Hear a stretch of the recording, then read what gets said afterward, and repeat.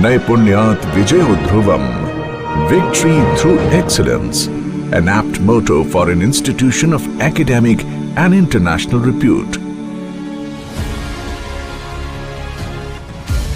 College of Defence Management is a premier tri-service institute that imparts contemporary and state-of-the-art defence management training to officers of armed forces not only from India but also from 48 friendly foreign countries.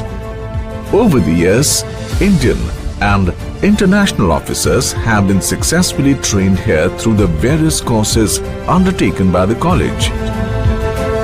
The Indo-Pak War of 1965 was the turning point that led to the setting up of an institute specialized in defense management competencies to deliver combat-related capabilities amongst the officers of the Indian Armed Forces.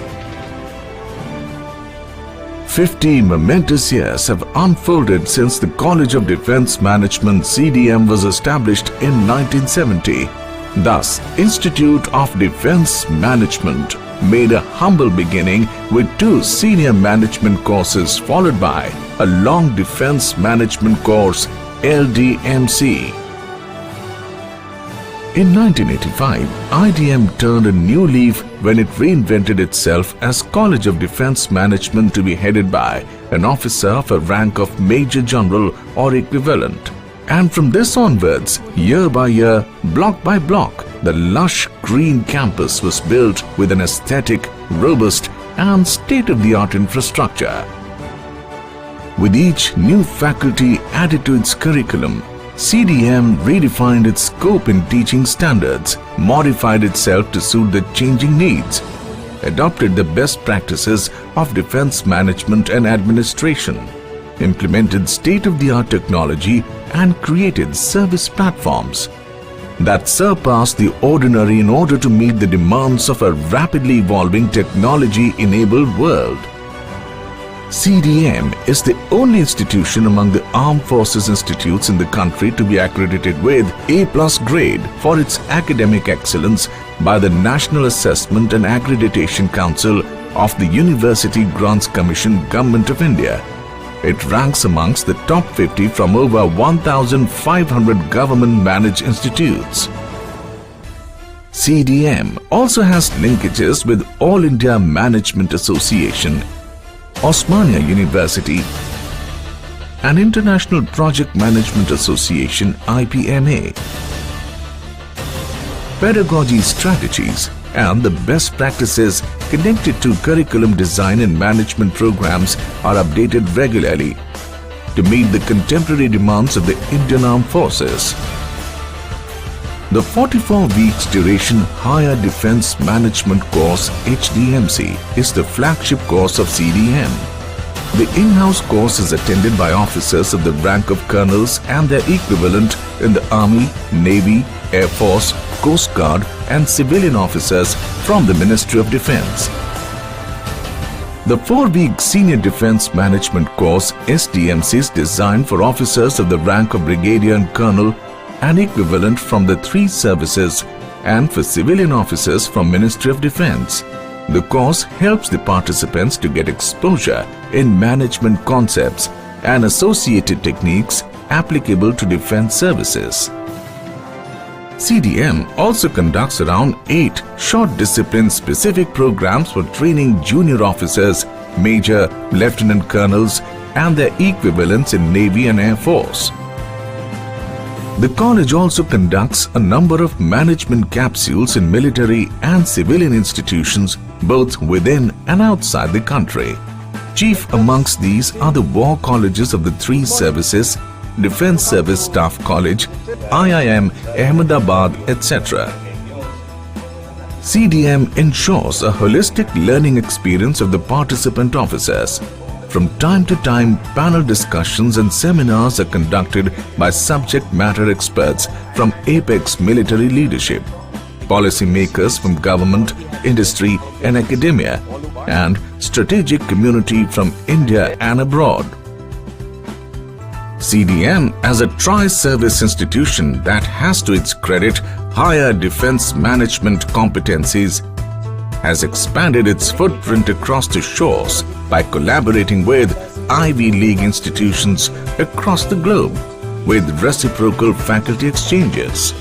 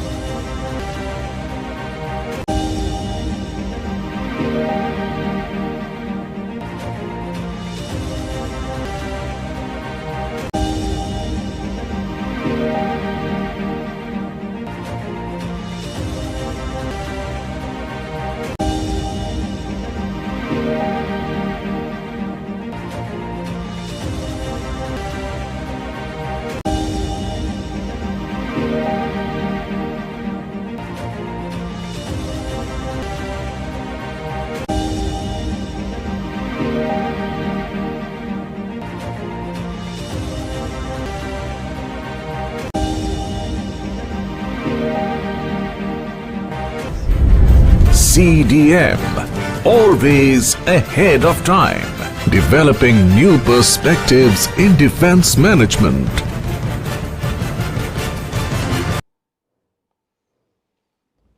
The word transformation is defined as a complete or marked change in form, nature, or appearance. Transformations are comprehensive changes in strategy, operating model, structure, people, and processes. Transformations are now an imperative for organizations in order to stay relevant in the VUCA, which is a volatile, uncertain, complex, and ambiguous world that we live in. Historically, military transformation has revolved around four major issues: force structure, modernization, readiness, and sustainability. Since independence, the Indian military has grown from a small force with limited warfighting capability into a large and modern fighting machine.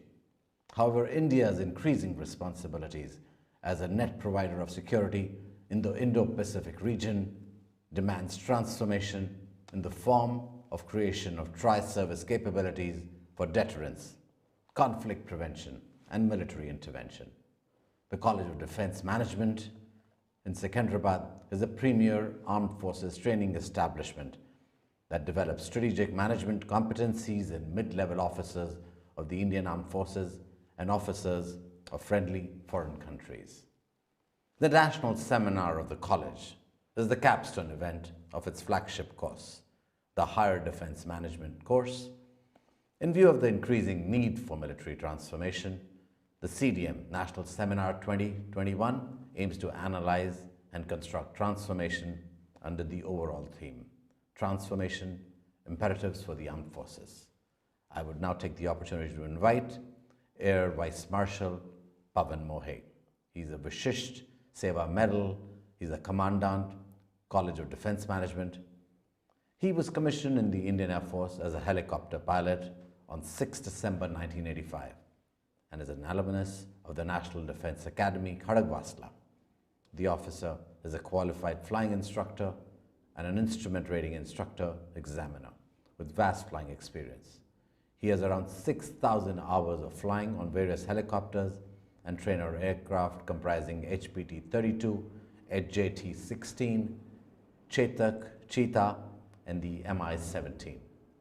The officer is a graduate of the Defence Services Staff College, Wellington, Higher Defence Management course at the College of Defence Management, Secunderabad. He has also been an instructor at the prestigious National Defence Academy, Pune. During his service career spanning over 3 decades, he has taken part in numerous operations and exercises: Operation Meghdut, Operation Bajrang, Operation Safed Sagar. He was flying commander of 129 HU and commanded 141 SSS flight. He has commanded Air Force Station Theos, the Anti-Naxal Task Force, Air Force Station New Delhi. His staff appointments have been Director of Financial Planning and Budget, Deputy Assistant Chief of the Integrated Defense Staff, Administration and Coordination at HQ, IDS Principal Director Intelligence at Air Headquarters, Vayu Bhavan, and Senior Officer in Charge Administration at the Eastern Air Command and Central Command. He's been appointed as Commodore Commandant of 141 SSS FLT by the Chief of the Air Staff on 23rd March 2017. The officer is also a recipient of the Vishish Seva Medal, Chief of Integrated Staff Committee Commendation, AOC and C's Eastern Air Command Commendation, and Director General CRPF Commendation. May I now request Air Vice Marshal Pavan Mohe, Vishish Seva Medal Commandant, College of Defence Management, to begin the proceedings with his welcome address. General Bipin Rawat, PVSM, UYSM, AVSM, YSM, SM, VSM, ADC, Chief of Defence Staff and Secretary, DMA, Lieutenant General Satish Dua, PVSM, UYSM, SM, VSM, Air Marshal D. Chaudhary, AVSM, VM, VSM, Commandant, NDC, distinguished invitees, esteemed delegates to the seminar, heads of faculties, faculty members, and participants of HDMC 16. It's a matter of great honor for me to thank the Chief of Defence Staff, who, despite his hectic schedule, has graciously accepted to chair the inaugural session and deliver the keynote address of this much-awaited seminar. As the old adage goes, change is the only constant. We do not need to look beyond the way the world has been in the last 1 year to understand this. This, however, is just a minuscule part of the paradigmatic change that the world order has gone through in recent times.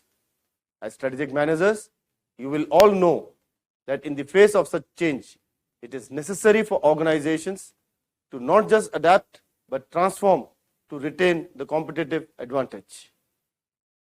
Thus, transformation as an imperative for the armed forces becomes a contemporary and relevant subject of study. And therefore, we have chosen to dissect this important subject over the next 2 days during this seminar. Transformation is more than just acquiring new equipment and embracing new technology. It is a long-term process that involves adoption of new concepts, doctrine, processes, capabilities, organizations, technology, as well as trained personnel to handle these changes. At this seminar, we aim to study this under 4 constructs, namely organizational imperatives, structural imperatives, sustenance imperatives, and modernization imperatives. To enlighten us on these dimensions of transformation, we have a pantheon of distinguished national security practitioners who would be sharing their wisdom. We, the Indian Armed Forces, are at the cusp of transformation, especially with the appointment of CDS and creation of DMA, which herald momentous organizational and doctrinal changes. Organizational structures for conventional wars, limited conflicts, under nuclear overhang already exist, but they need to be remodeled, re-equipped, and reoriented to conduct joint integrated battles in the digitized battlefield and to have the necessary flexibility to undertake other type of operations which lie at the lower end of the spectrum of conflict at short notice. There are many examples of armed forces around the world that have undergone a radical transformation in recent times. 2 prime examples include the USA and China. It is very tempting to directly adapt from such models when the transformation of the Indian Armed Forces is being contemplated. However, contextual differences among the 3 nations necessitate that we proceed with caution while adopting these best practices. The final call has to be aligned to the felt need based on the threat perspective, geographic factors, and strategic culture. As the Higher Defence Control Organization redefines its manner of functioning, There is also a need to transform structures at the military strategic level. At present, we have 17 functional commands in the 3 service, in addition to the 2 tri-service command, that is the Strategic Forces Command and the Andaman Nicobar Command. Each service views its strategic and operational role in isolation. This has led to a lack of synergy in operations. Planning, procurement, and processing of capabilities is only a compilation of individual service requirements, not based on a common threat profile. Joint or integrated theatre commands is the way forward as a fundamental solution. These could either be threat-oriented, geographical, functional, or composite, with the primacy of operational orientation. Theatrization would of course entail consideration of factors like the impact of span of control on operational effectiveness, relevance, and necessity of co-location of assets of different services for integrated operations. How do we build and sustain capability? We need a de novo look at integrated operations, joint training, as well as integrated logistics and maintenance. Wars of tomorrow would be increasingly joint and integrated across multifunctional domains. While individual service training will continue to play an important role, our emphasis need to shift to a collective and integrated approach by developing joint operational ethos. Military leaders of tomorrow need to have the understanding of concept of jointness and synergy ingrained into their professional ethos right from their commissioning. The future wars are going to be increasingly complex, demanding logistics ingenuity and organizational skills of a very high order. We need to have a joint and common perspective of logistics. The costs of maintaining and sustaining forces are ever increasing, and thus the felt need to optimize and economize. This is a key area which merits a definitive transformation. In view of the complex metric of internal, regional, as well as global issues and challenges, the need to enhance preparedness to address national security scenarios arising in the immediate and extended neighborhood requires a recalibration of our military capabilities. The necessity of the same is more evident in light of limited financial resources, inescapable requirement to be self-sufficient in terms of military equipment, as also advent of technology which has redefined conventional military capabilities. The future battle space will not only be shaped by technology, but technological superiority will also determine its outcome. Technological self-reliance remains the key to ensuring that critical and niche technologies are indigenous. Another crucial area is right-sizing and restructuring towards enhancing organizational efficiency and effectiveness. The fact remains that change may be good, but transformation is certainly better. As a cradle of strategic leadership in the Indian Armed Forces, College of Defence Management has a pivotal role to play in this transformation. This seminar on transformation as an imperative for the Indian Armed Forces is not only expected to generate constructive approaches to transformation, but also sow seeds of strategic thought amongst HDMC participants who will tenet pivotal staff assignments and shape the inevitable transformation of Indian Armed Forces. Once again, on behalf of Team CDM, I extend a warm welcome to all eminent speakers and guests and wish them an intellectually stimulating and professionally enriching seminar. Jai Hind. Thank you, sir. I would now like to invite General Bipin Rawat, PVSM, UYSM, AVSM, YSM, SM, VSM, ADC, CDS, and Secretary DMA. General Bipin Rawat is an alumnus of St. Edward's School, Shimla, and the National Defence Academy, Kharagwasla. He was commissioned to the 5th Battalion, the 11th Gorkha Rifles of the Indian Army, in December 1978 from IMA, where he was awarded the Sword of Honor. The officer has vast experience in operations across a wide spectrum of conflict and terrain profiles. He commanded an infantry battalion along the line of actual control in the eastern sector, a Rashtriya Rifle sector, an infantry division in the Kashmir Valley, and a corps in the northeast.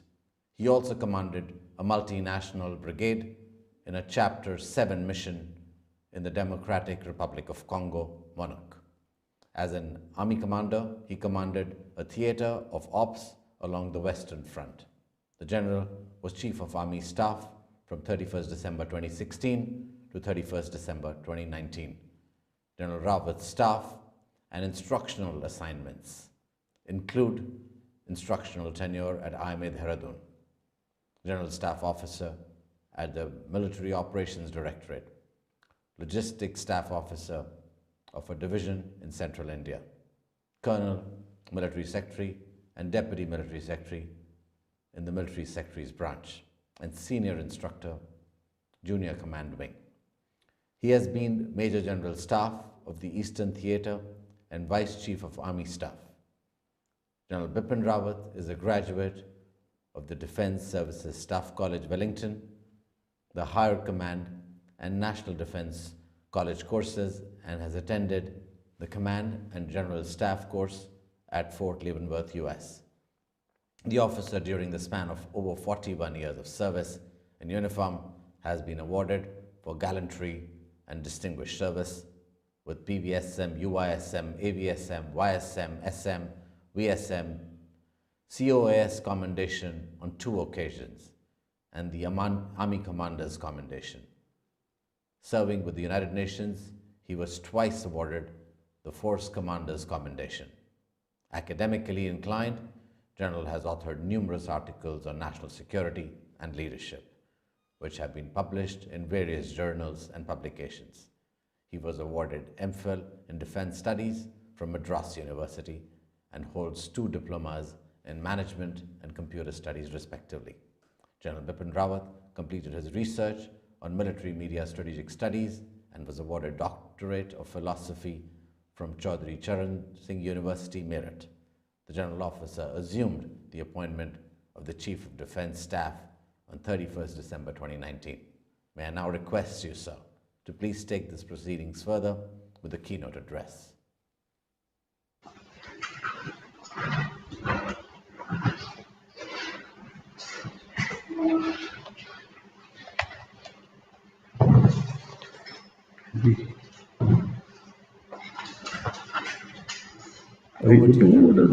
Over to you, sir. We start? Okay. Good morning, everybody. It gives me immense satisfaction and a sense of optimism as I deliver the keynote address at this very prestigious seminar. The College of Defence Management has been developing strategic management competencies in mid-level armed forces officers. A key strategic management competency is the ability to anticipate, prepare for, and adapt to change. And while change can take several forms, organizations that thrive often resort to rapid transformation. Transformation is often used loosely and interchangeably with change and evolution. The one aspect that distinguishes transformation from other forms of change that it is rooted in the future. Radical changes that shape the environment allows organizations to stay ahead of the curve in the change management. The change we speak must be led from the top, but equally, change at this pace must also be delivered bottom up by the generation who have grown with digital technology and who are more comfortable with the modern world than their leaders. We cannot dismay and surprise some people who expect us now, as sometimes in the past, to be prepared to fight the last war. Our business is instead with the next one, and with arming, training and equipping our forces to fight if we must, but if possible, to convince our prospective adversaries that the game would not be worth the damage we can impose on them. The 20th century has seen profound changes in the character and nature of warfare more than in any preceding centuries. The intrusiveness of information and rapid technological development have brought changes in the character of warfare. New tools, techniques, and tactics have emerged that can be employed to undermine social cohesion and the means to connect rapidly to an audience as never before. Information is indeed more democratized today.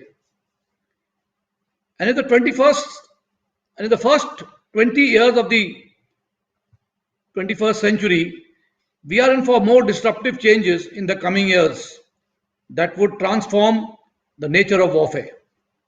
What form does military transformation then take? Is the issue today's seminar needs to address.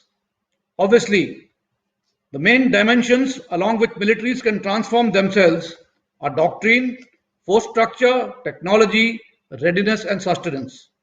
Military power as an instrument of state policy needs to transform at various levels, including grand strategic, that is politico-military, strategic, operational, and the tactical level. It is essential to understand that transformation at each of these levels involves not only changes in doctrines and capabilities, but also on organizational structure and culture. Organizational structures for conventional wars or limited conflicts under nuclear overhang already exist, but they need to be remodeled, re-equipped, and reoriented to conduct joint or integrated battles in the digitized battle space and to have the necessary flexibility to undertake other type of operations which lie at the lower end of the spectrum of conflict, even at short notice. Warfare, therefore, is increasingly about a competition between hiding and finding. This can only be accomplished at every level by a digital backbone into which all sensors, effectors, and decision makers will have to be plugged. Such interlinked and integrated structures from operational and tactical levels will deliver a secure cloud of accessible data that will enable artificial intelligence and robotics to synthesize decision making at the speed of relevance. The Indian military faces greater challenges than any other military in the world and hence needs to study the transformation concepts adopted in other countries carefully to cater to the enlarged spectrum of warfare contextually. Since independence, the Indian military has grown from a small force with limited war fighting capability into a large and modern fighting machine. What must, however, be remembered, the transformation also encompasses the process of thinking creatively to achieve competitive organizational advantages, both internal as well as external. Any transformational approach must focus on the challenges of tomorrow as well as of today. It will also involve a profound change in the organizational culture, the operative words being quality vis-a-vis quantity. The Indian Armed Forces would increasingly need to achieve more with less. This stringent demand necessitates a relook at our current force structures, doctrines, concepts, and technologies. Such a relook at present would probably portray a picture of where we are vis-a-vis where we ought to be in the future. Be assured that we are already embarked on a transformative journey. India is facing a complex and challenging security environment. Some important steps that we need to take include defining the national security strategy and higher defense strategic guidance, structural reforms in our higher defense organizations and operational organizations, synergizing military and civilian administrative structures, integrating joint operations amongst the armed forces, strengthening India's asymmetric capabilities in cyber, intelligence, space, and covert operations. structural reforms in defense procurement, and renewing the focus on indigenous capability development. We have already started working on joint structures. The Air Defense Command would be the first of those joint structures to be operationalized. The coming 2 years are therefore critical. We just cannot afford to delay operationalization of other joint structures like the theatre commands. What must we therefore prepare for? Threats for which our military must be organized primarily arise from China and Pakistan. In the future, China will continue to assert itself, seeking to establish dominance in states surrounding India and in the Indian Ocean region. Maritime requirements include ensuring the protection of maritime interests, safeguarding road assets, sea lanes of communication, supporting Indian war effort in conjunction with the other forces, controlling crime, and maintaining a friendly littoral. This implies ensuring supremacy in surface and subsurface naval operations. We must effectively also leverage the opportunity provided by our island territories, which enables us not just to extend our reach to orchestrate our offensive defense strategy, as also provides depth to the mainland. In the aerospace domain, existing threats would increase with growing capabilities of our adversaries, especially with an enhanced concentration on the employment of long-range missiles with greater accuracy and large standoff ranges of weapons. Demands on air power would be intense, as would be the requirement of ensuring air defense of the nation and its strategic assets. Unmanned systems for surveillance and weapons delivery, coupled with exploitation of space-based systems, will transform employment of air power in future conflict. And then what do we have? 17 single service commands, none of them co-located with each other.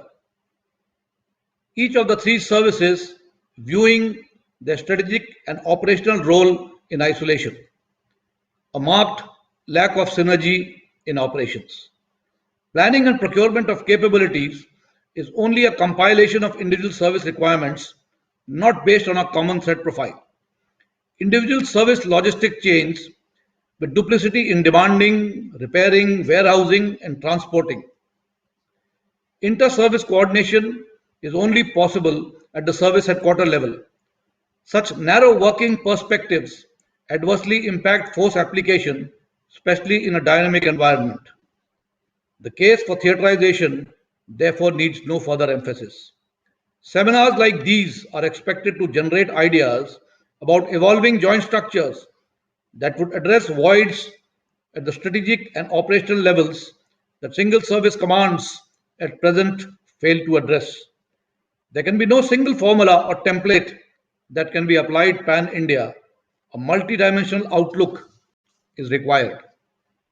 The military leadership will have to more than match the political vision that has mandated the theatre commands. Service parochialism must give way to combined services outlook. It will not be easy, and the transition to theatre commands will indeed be a challenging process. There is therefore need to create and propagate the narrative of strategic advantages that accrue at the national and at the armed forces level. Conceptually, the process for creation of integrated theatre commands must first invent the skeleton operational structure and is guided by maximizing space for cooperative flexibility and do so in the most optimal way possible, which permits centralized planning and decentralized execution. This must emerge from a joint philosophy that is based on a common imagination of what sort of wars should the forces be prepared to fight. Integrated theatres will also optimize resource utilization and would certainly involve savings that can be utilized for force modernization. Integrating operating concepts seek to create the conditions to outthink, out-excel, outfight, and particularly outpace our adversaries. Theaterization would necessarily bring in jointness in support activities like training, maintenance, and logistics.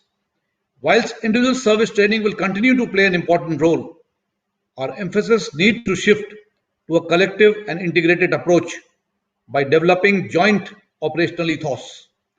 Military leaders of tomorrow need to have the understanding of the concept of jointness and synergy ingrained into their professional ethos right from their commissioning. Joint logistics would not only bring in substantial cost savings but also ensure that the supply chain copes with the tempo and non-linearity that an operational situation demands. Joint logistics of the armed forces would also need to seamlessly mesh with the national logistic network so as to deliver both in peace and in war. Joint maintenance organizations would optimize provisioning of maintenance support to formations across the three services.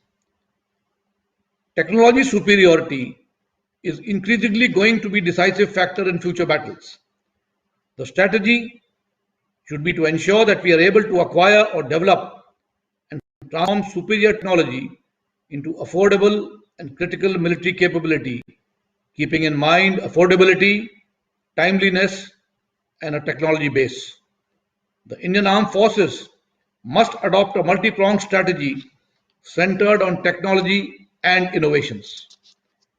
Incorporation of the private sector, albeit even with assistance in terms of finances, assured orders, assisted development, access to external technology through IGA, etc., is the only way forward.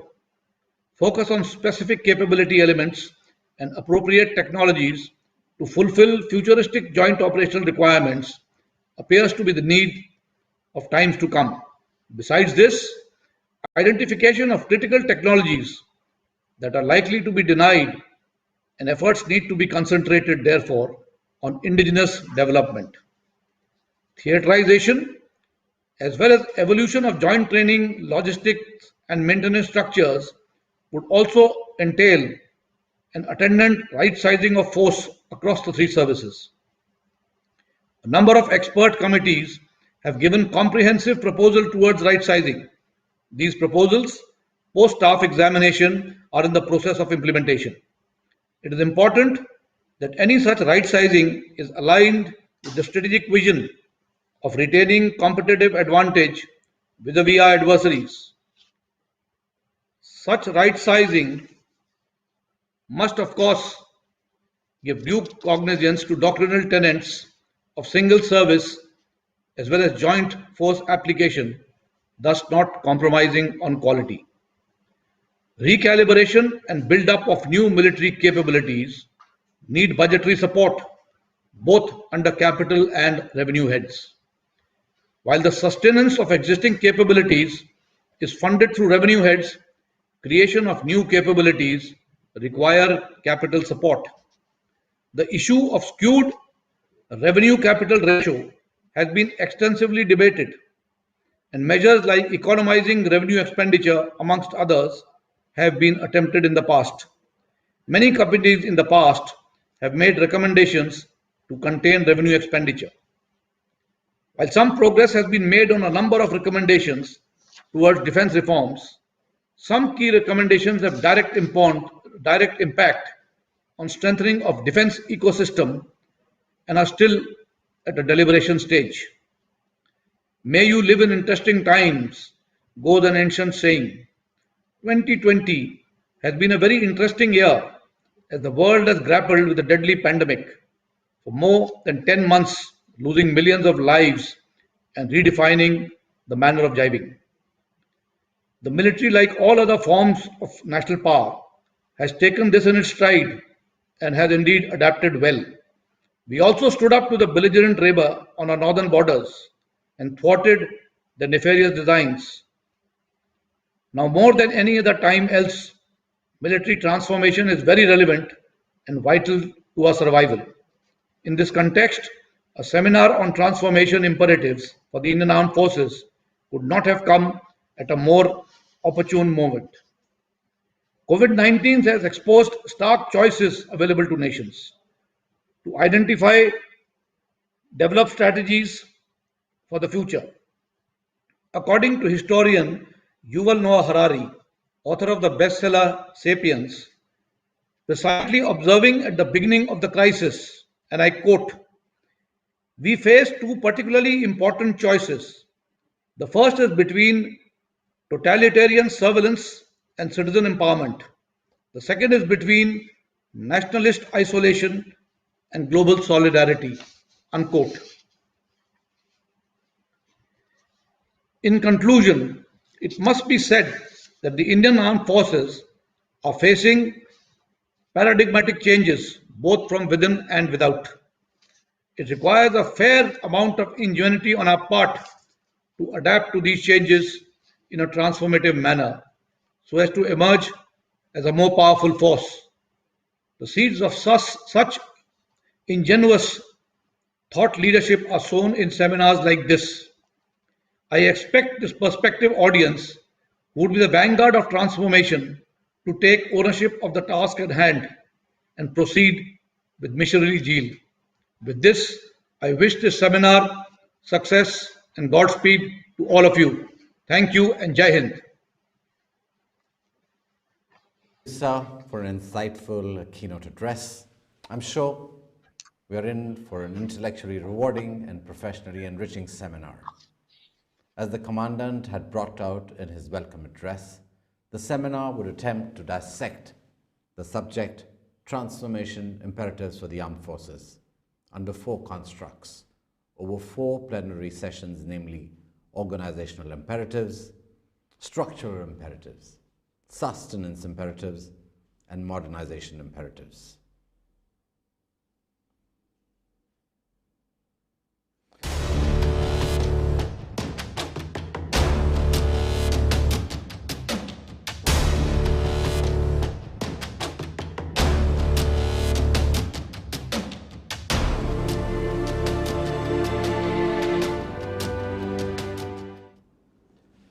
We are now ready to begin the first plenary session, organizational imperatives. Militaries, like any other organization, need to continuously adapt to emerging changes in the geostrategic environment. Military power, as an instrument of state policy, needs to transform at various levels, including grand strategic, politico-military, strategic operational, and tactical levels. It is essential to understand that transformation at each of these levels involves not only changes in doctrine and capabilities, but on organizational structure and culture. There are best practices from other countries that can be looked at. However, it is also important to analyze the relevance and applicability of these best practices in the Indian context. We have a panel of three eminent speakers in this session. The chair of this session would be Lieutenant General Satish Dua, PVSM, UYSM, SM, VSM. He's retired. Lieutenant General Satish Dua retired as the Chief of Integrated Defense Staff. A counter-terrorism specialist, General Dua was the Corps Commander in Kashmir during the tumultuous years of 2015 and 16. He has commanded his battalion as well as a brigade in active militancy in Jammu and Kashmir on the line of control. As a Major General, he raised a new counter-terrorism division of Assam Rifles in the northeast called IGAR East to coordinate operations in 3 states of northeast. The General has also been a commando instructor, as a captain and an Indian Defense Attaché in Vietnam, Cambodia, Laos as a colonel. He has also held important posts in Army headquarters dealing with capital and revenue procurement of weapons and equipment. He has held the post of Additional Director General, Procurement, and was a Deputy Director General in Weapons and Equipment Directorate of IHQ of Ministry of Defense, Army. The General was also the Colonel of the Jammu and Kashmir Light Infantry Regiment. He has also authored a book about soldiers' lives on the LOC, titled India's Brave Hearts. The General is a keen sportsman, fond of horse riding, and an adventure sports enthusiast that includes skydiving, skiing, parachute jumping, and mountain biking. Our other esteemed panelists include Rear Admiral Monty Khanna, AVSM, NM, retired, Assistant Military Advisor at the NSCS, and Air Marshal D. Chaudhary, AVSM, VM, VSM, Commandant, National Defence College. Rear Admiral Monty Khanna, AVSM, retired, was commissioned into the Indian Navy on 1st January 1983, an alumnus of the National Defence Academy, Khadagbasla. He won the Best Naval Cadet Award, binoculars, as well as the Midshipman Sword of Honor during his formative years. He's a submariner and is specialized in navigation and direction. Having undergone type conversion to Kilo-class submarines at Riga in erstwhile USSR, he commissioned 2 submarines, namely Sindhu Raj and Sindhu Kriti, as navigating operations officer. He later served as the executive officer of Indian naval submarine Sindhu Vijay. His afloat commands include Indian naval submarines Sindhu Vijay and the frigates Krishna and Gomti. In addition to tenures as naval assistant to the VCNS and flag officer commanding in chief Western Naval Command, he was also the naval attaché at the Embassy of India, Washington, D.C. On promotion to flag rank, he was appointed as the Assistant Chief Naval Staff, Foreign Cooperation and Intelligence. He was the Commandant of the Naval War College, Goa, and thereafter the Chief Instructor Navy at Defence Services Staff College, Wellington, till his retirement on 31st August 2019. He is currently working with the National Security Council Secretariat at New Delhi.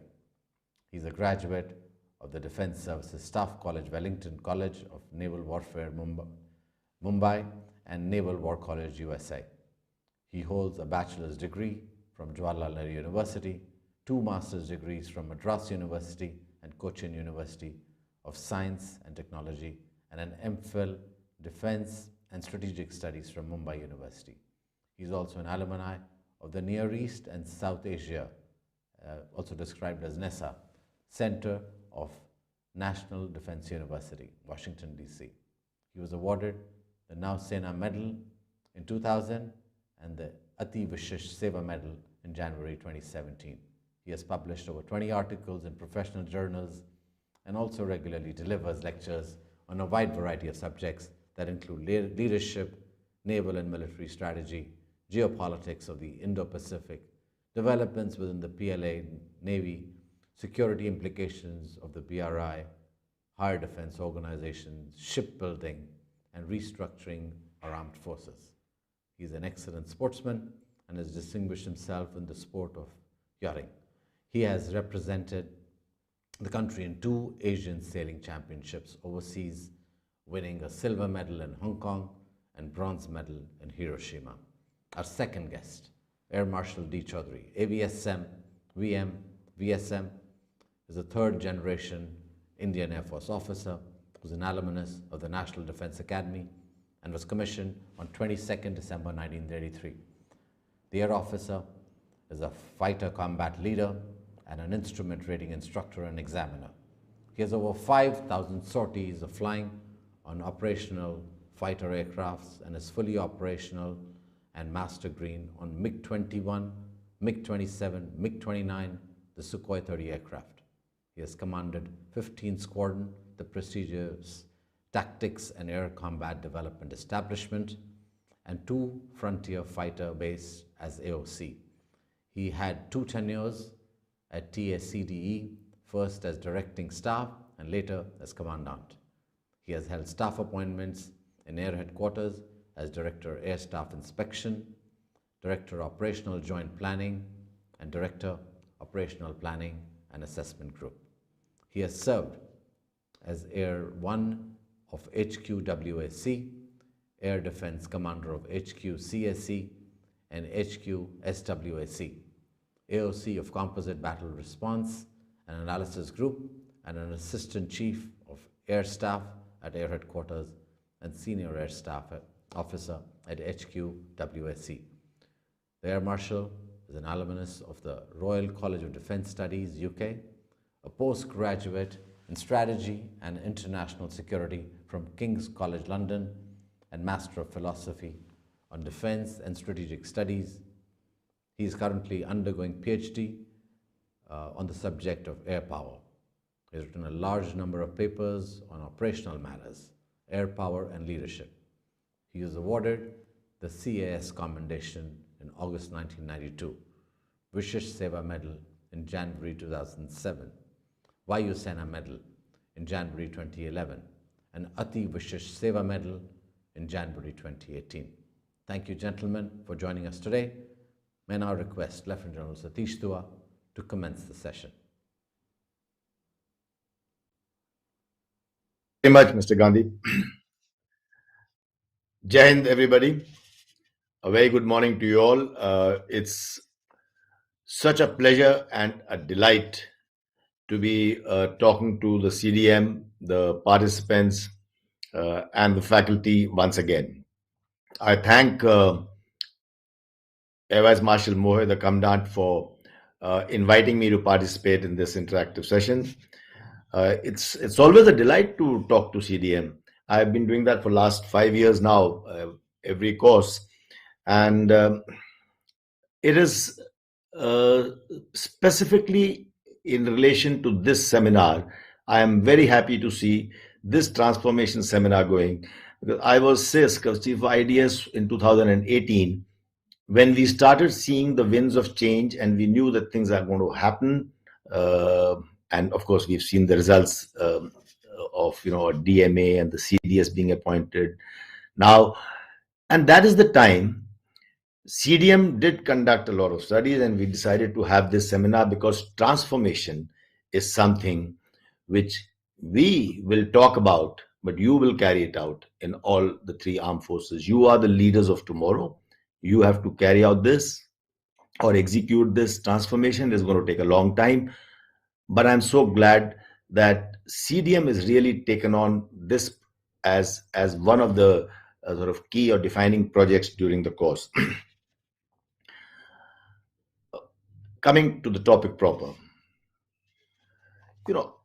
When we talk about organizational aspects of it, we have to understand what needs change. And if we have to understand what needs change, we have to understand what has changed.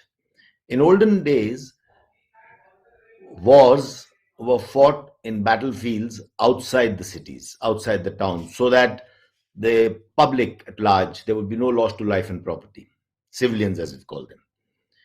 But in World War I, World War II, with artillery guns, air power, they started getting into collateral damage. While targeting military targets, civilians face the brunt of it also. And that's collateral damage. But today, I think I wouldn't be wrong to say that civilians are being targeted more in the constant battles, wars, and conflicts that are going on. If there is a bombing in a London metro or the Twin Towers or any other such target, even be it in the shape of influence operations, psychological operations, the mind space of people, it is easier to target these targets than against the kinetic friction, or than to target military targets with missiles and guns. This is the transformation that has come about. Today, the battlefield milieu has changed, targets have changed, notion of victory has changed. Is it going to be territorial? Not necessarily. There are other aspects to it. We have different dimensions stepping in. Technology is playing a driving part, or is the main driver in this.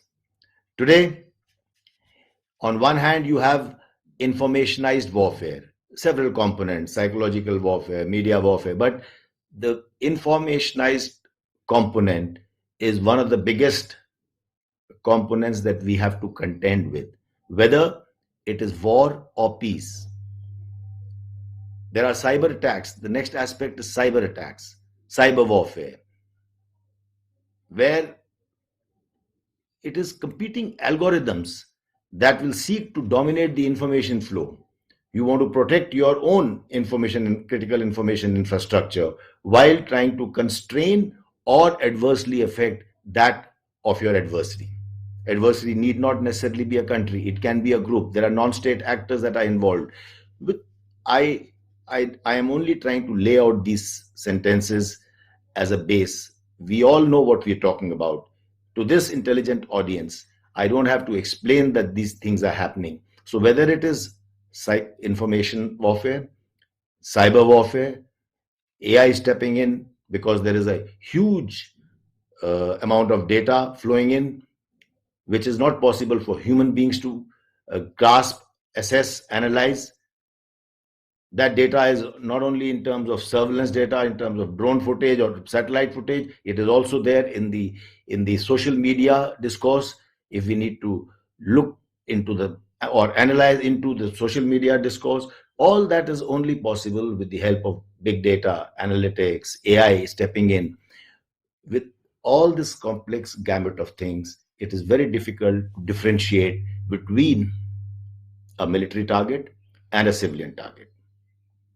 It is also very difficult to turn these operations on and off. And I specifically talk about the information warfare, the psychological warfare.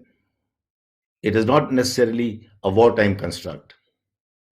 So, to end this introductory part, we can continue to argue whether the Mumbai blackouts in October was a part of was an intended cyber attack or not.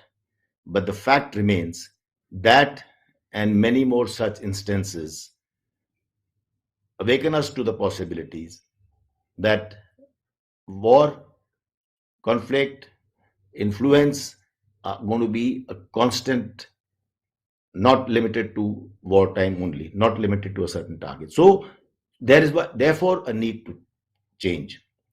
On the other hand, in the gray zone, a hybrid warfare where a state which is weaker state can synergize and integrate all its instruments to try and face a stronger adversary. And again, I will not like to elaborate. We all know about hybrid warfare and gray zone warfare. So what do we do?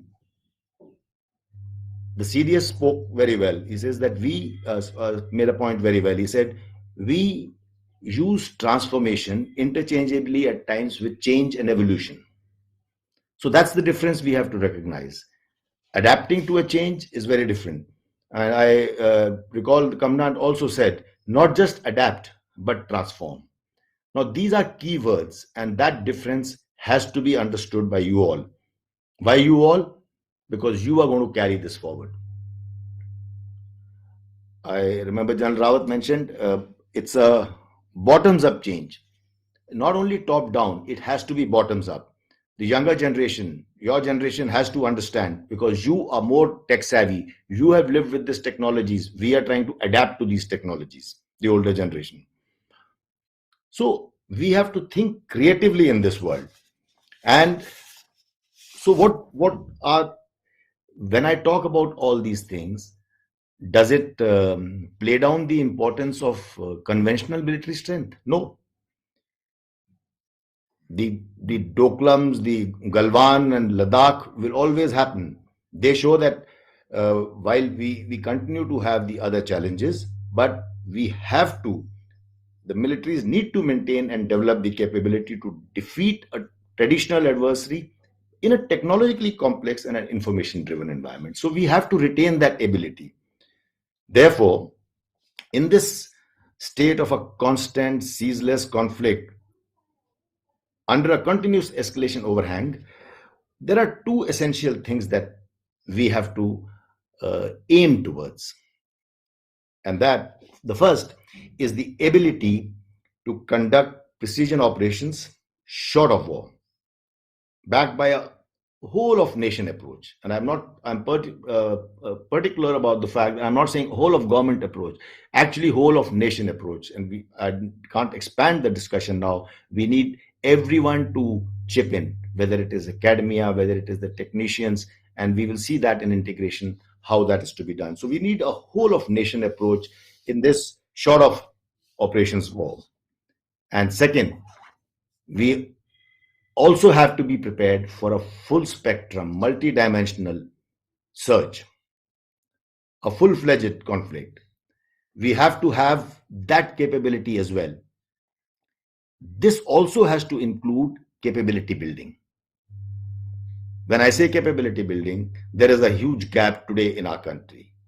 To defend one's country from aggression from foreign aggression or from foreign threats, we can't forever stay dependent on foreign imports. So we have to develop that capability. That's another gap that India faces, and we must close the gap as soon as possible. So to this end, there are a couple of things that I'm going to discuss. The first is shortening. How do we move towards this transformation? Putting together some enabling changes in our thought process and minds. I'm going to take a few factors. One is shortening of our decision cycles. Second, accelerating our learning cycles. Third, promoting of ownership of whatever structure or process that we bid to create. Then innovation and technology. These are the things that we need to talk about a bit. I'm going to dwell on this for 5 or 10 minutes. Shortening our decision cycle. We have to graduate from being reactive to being responsive. From being responsive, also we go to what is proactive and be even creative. Reactive and responsive is after an event has been launched by the adversary. But it is proactive that anticipates the adversary's move, trying to foreclose his options. But creativity on our part can actually compel the adversary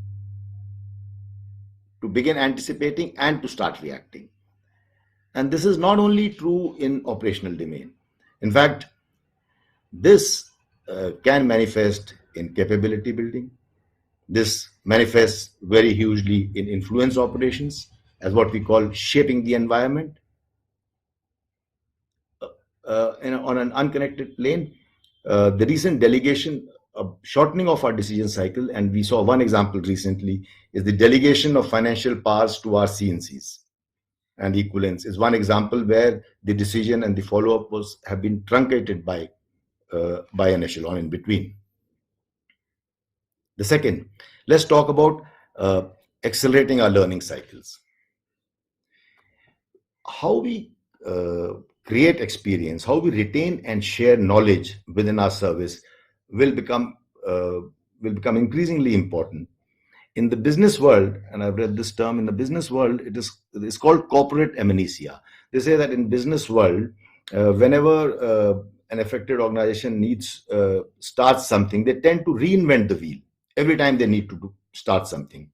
In these services, I'm very happy to say that there is quite an emphasis on institutional memory of transfer of explicit knowledge, but there is a tacit part which is missing. And the tacit part is the knowledge that one gains by virtue of serving in an appointment, in a designation, in a department for a certain length of time. Haven't we always seen that there is a requirement? Sometimes, there's a need or a request to have longer tenures or repeated tenures. That is to gain the advantage of the tacit information, tacit knowledge that a person or appointment has gained. While that may not be possible, to have permanent tenures, but we need to understand that we have to find ways of transferring that tacit part of the knowledge of information. One way of doing that is by continuing to remain in touch with that aspect. But a larger part or a larger, a more effective method would also be, let me take the example of Army, because Army is too vast. We have different regions in terms of terrains, in terms of commands, in terms of our appointments. So we could also think of how we create domain expertise. If either it is in field of operations or operational logistics, or it is purely in terms of logistics, or it is in capability building, rather than in this era of core competencies, rather than create jack of all trades by rotating appointments, by rotating terrains, rotating officers and men in different areas, we can create more core competencies. The next important issue would be promoting ownership. Long ago, couple of decades ago, I saw a Hindi movie, in which the context I don't recall, but I remember this part where someone says, "तुम गुजराती हो, तुम पंजाबी हो, तुम मराठी हो, तो हिंदुस्तानी कौन है?" What I am trying to say here, get at here, is when we have created tri-service structures, whether it was IDS earlier or the Andaman Nicobar Command, but more effectively, now that there is a DMA, now that there is a CDS has been appointed, and with a mandate, and we talk about that a little later, with a mandate to create structures in a time-bound manner, and eventually, at some point of time, to shift operational responsibility to an integrated structure. We must take ownership. We all have to understand that this is the future. That is the that's a transformational imperative. We have to understand our country, and I've been talking to courses before you on this topic specifically. Our country is the last country with a major military that has adopted these structures, and still, in fact, is in the process of now adopting integration as an institutionalized structure. But it can only happen if you all take ownership. By sitting in a tri-service establishment for a training course, whether it is staff college or CDM, that merely doing that is not enough. We will have to come out of our sort of patriotic fervor for our service to get into a larger domain of integration, and you will have to carry this forward. This is not really dilution of ownership of your service. I will always remain an army officer, and you will always remain an air warrior or a navy officer. But we remember that it is all of us together which will make this structure. This is going to be a very key transformational aspect because it is all here in the mind. Next, to foster innovation. It is, through our innovation that we can actually overcome a lot of shortcomings. And innovations actually don't have any boundaries. You don't have to leave it to a scientist to do it. You don't have to leave it to an inventor to do it. Let me quote a few examples. The corner shot weapon, which is now so famous, was developed by Israeli Lieutenant Colonel Amos Golan. We know that the Weizmann construct for strategy was devised by Colonel Lee. Colonel John Boyd became famous because of his OODA loop, and the most recent example of two serving TLA colonels who devised the Chinese doctrine of unrestricted warfare. And I gather that recently Indian Navy has conducted a service-wide essay contest on how to nurture innovation. You see, these are the steps that we have to think of, and many more, to foster innovation. Innovation can overcome shortcomings, and this is something that we must embrace, especially as military technology grows by leaps and bounds. And coming to technology, well, nothing needs to be said. Technology is something that we really need to focus on. That is the future. About 5 years ago, the US Army launched a defense innovation unit. They foster innovation in technology like no other country. But also remember, all these things in the US have actually been civilian driven. We have modeled in 2018, we also have the Ministry of Defense has taken the initiative of IDEX, Innovation for Defense Excellence. Some of it is it is early days yet, but some of it is showing fruit. There have already been a few patents under this IDEX. The Army, I know about that every command wise we conduct some competitions on innovations, but this is something that really needs more less lip service. So when we talk about transformation, and we have to talk about, I beg your pardon, when as we consider transformation to our organizational structures, we have, to my mind, there can be many more. These are the factors, these are the things that we must keep in mind while adapting to the transformation, while thinking of the transformational changes.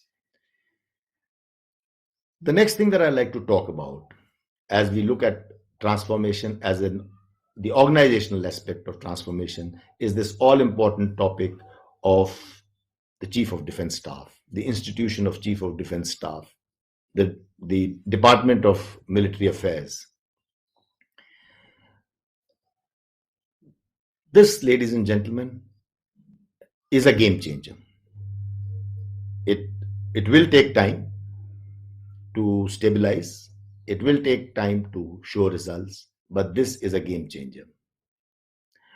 I recall that once CDS was announced, I wrote an article in National Daily, I think it was Hindustan Times, where I wrote about the fact that the CDS will be a game changer, and how creation of this one appointment will be such a great value addition that it will transform things. And the ball has been set rolling by the leadership's announcement, by the cooperation of the three services, the service chiefs, by factoring in the bureaucracy, whatever friction we have, notwithstanding at every level. But this is a game changer, and it is going to make a difference.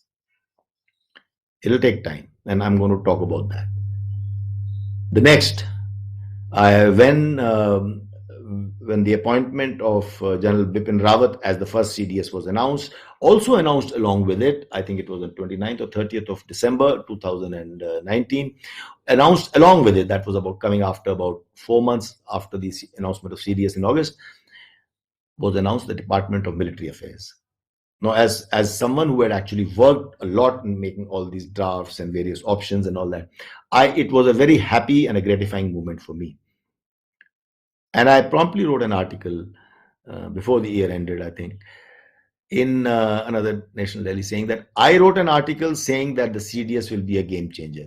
But today I say that Department of Military Affairs will be a bigger game changer than the CDS or the institution of CDS. What I'm trying to get at is that this department, CDS, is going to integrate the three services, the organizational structures, and during these 2 days you're going to talk more about it. I will not expand into that realm. I can go on and talk about that.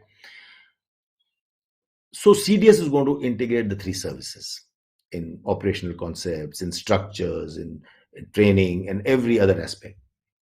But the Department of Military Affairs is the one that will administer the three services in concert with the Ministry of Defense, in concert with the other departments of Ministry of Defense, in concert with, loosely speaking, if I may say, with concert with the bureaucracy. Therefore, that is going to be a bigger game changer. How DMA promotes jointness is something that we have to see. That's why the role is combined in one institution and one office.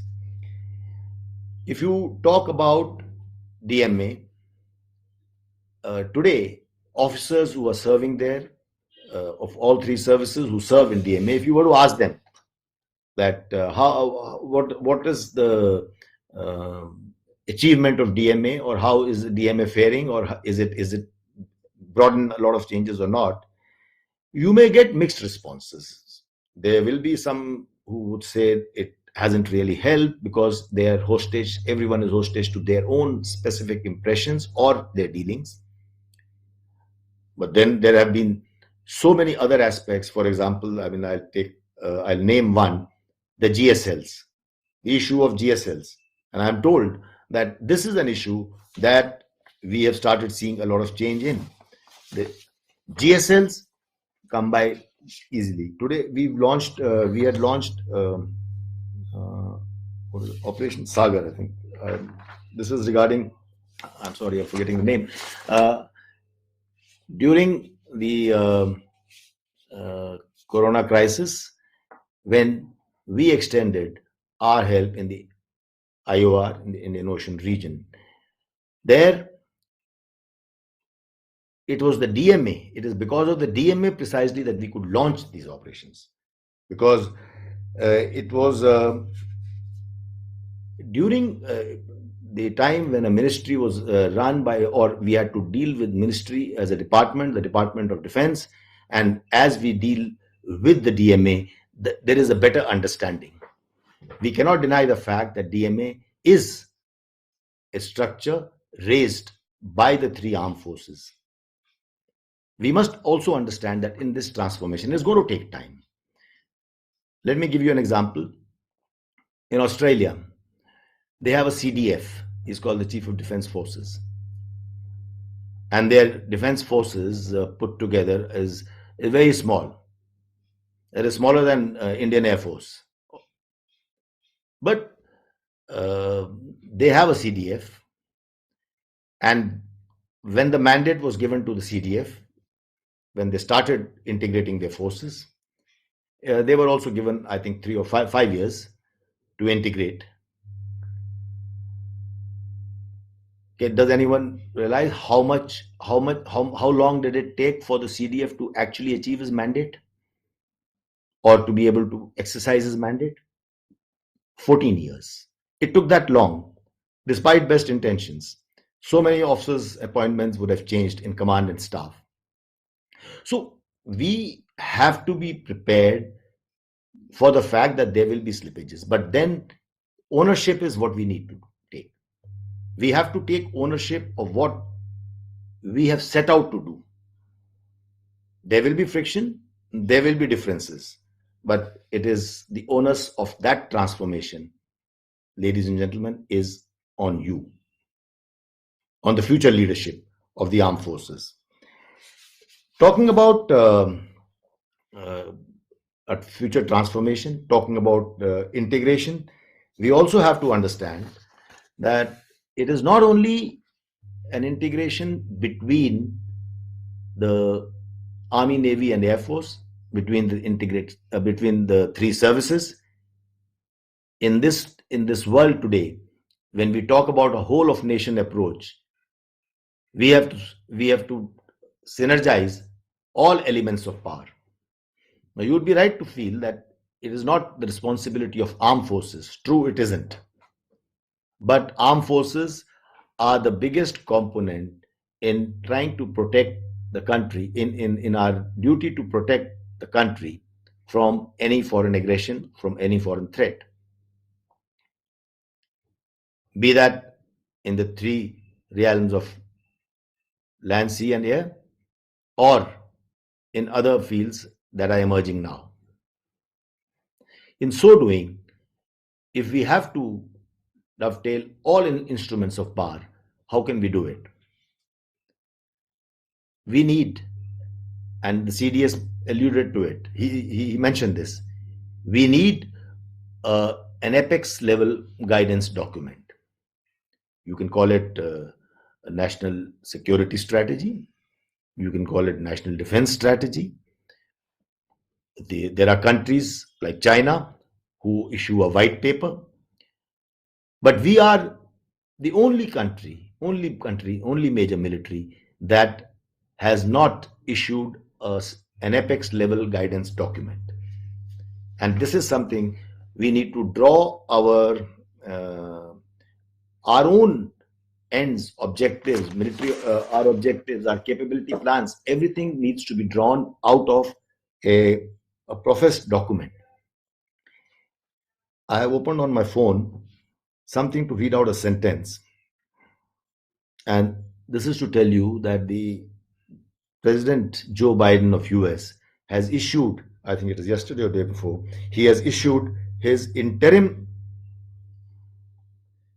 national security strategic guidance. I got it this morning and I want to read out one sentence, just one sentence to you.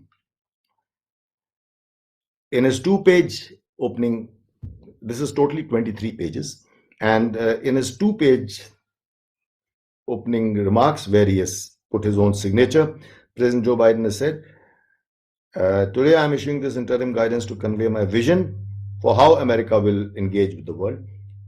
And the sentence that I want to focus on is, I direct departments and agencies to align their actions with this guidance. And where you sign as with best wishes or something, he has said, let us get to work, and signatures.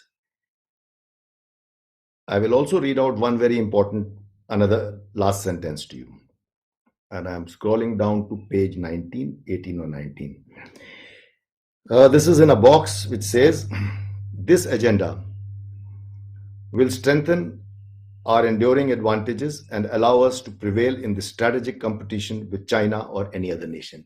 So in those 2 pages here, he has put out his vision as to how they will deal with China or other such countries, non-democratic forces, etc. The point I'm trying to make is we all of us know, we have enough seniority, so many of you would have served in those headquarters. All of us know that we draw our perspective plans and then we integrate them. We draw our plans from a RM's op directive. But RM's op directive should be based on a larger document for the country, where we plug in the diplomatic, the financial, or even other instruments of power. But we don't have a strategic guidance document. So we make an operational RM's op directive. We make it, all of us. I have done it for 2 years, and a draft op directive.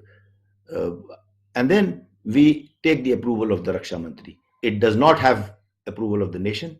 It does not have a financial approval of the finance ministry. So we make it in abstract in a way by making reasonable assumptions. I'd like to leave it at that. And why I brought up this important topic is that when you get to those positions, when we talk of transformation of structures and processes, your understanding of this larger aspect is very important, because when you get to those places, you have to make a bid to try and get the country to issue, by whatever name it is called, a strategic level guidance document. So much for the organizational aspects of the transformation. Thank you for your patience. And I will take more in during the question and answer session. Thank you. May I now hand over, or Mr. Gandhi, will you do it? May I now hand over to the next speaker, or you? No, General Duat, I will. We're going to now go for a break. After the break, we will go to the other speakers, and I'll invite you back after the break again. Thank you, General Dua. Really, what a thought-provoking ideas and on organizational imperatives for transformation. It's something that we are going to see is going to be essentially required as the armies move forward, as the planning moves forward. Ladies and gentlemen, we will now disperse for 15 minutes for a break, about 15-20 minutes, I'd say, and we should be back at 11:45 hours to resume this. Thank you.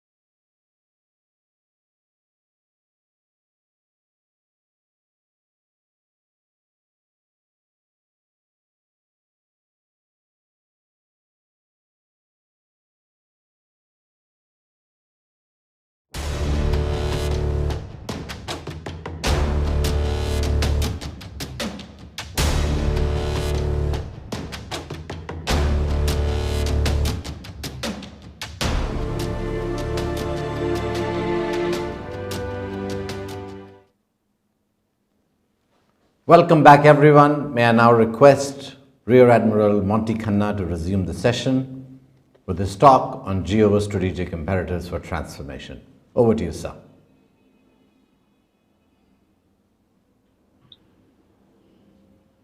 Okay, I presume I can. Right. AVM Pavan Mohe, fellow divisional officer from the National Defense Academy, General Dua, Air Marshal Chaudhry, colleagues, shipmates. Firstly, thank you so much for giving me this opportunity to speak to you. I'm truly honored to be on this esteemed panel. So the topic given to me is geostrategic need for transformation, and there were some questions that were raised in the paper that you sent me. And these questions were, where will we fight the next war? Who will we fight in it? Why will it occur? And how will it be fought? So if you ask me in these questions, actually, where will we fight and how will it be fought are the critical questions. And why will it occur is actually more rhetorical, because really it doesn't matter in that sense, because that combat eventually has to be fought. So I'm going to, in accordance with the approach paper, I'm going to break it up into three parts, and these three parts are going to be the prevailing geopolitics and options, the role of technology, where I'm going to spend a lot more time, and then a little bit, just one slide on structural change, because many other speakers would have spoken on that aspect. So coming to the first part, which is prevailing geopolitics and options. I mean, no talk of this nature can be complete today without the talk of China. And when we look at adversaries, particularly I would say from a maritime standpoint, the principal adversary we face today is China. And in China, I think one thing we have to realize that their sort of growth is really unabated. So going by the 2020 figures, if you see their GDP growth rate has been the only sort of major nation which is in positive territory, 2.3% growth. The US coincidentally has declined by 2.3% during the same period. And if you take it in PPP terms, they went past the US as the largest economy. And the estimation of the economist is that in 2028, even in nominal terms, they will be the largest economy.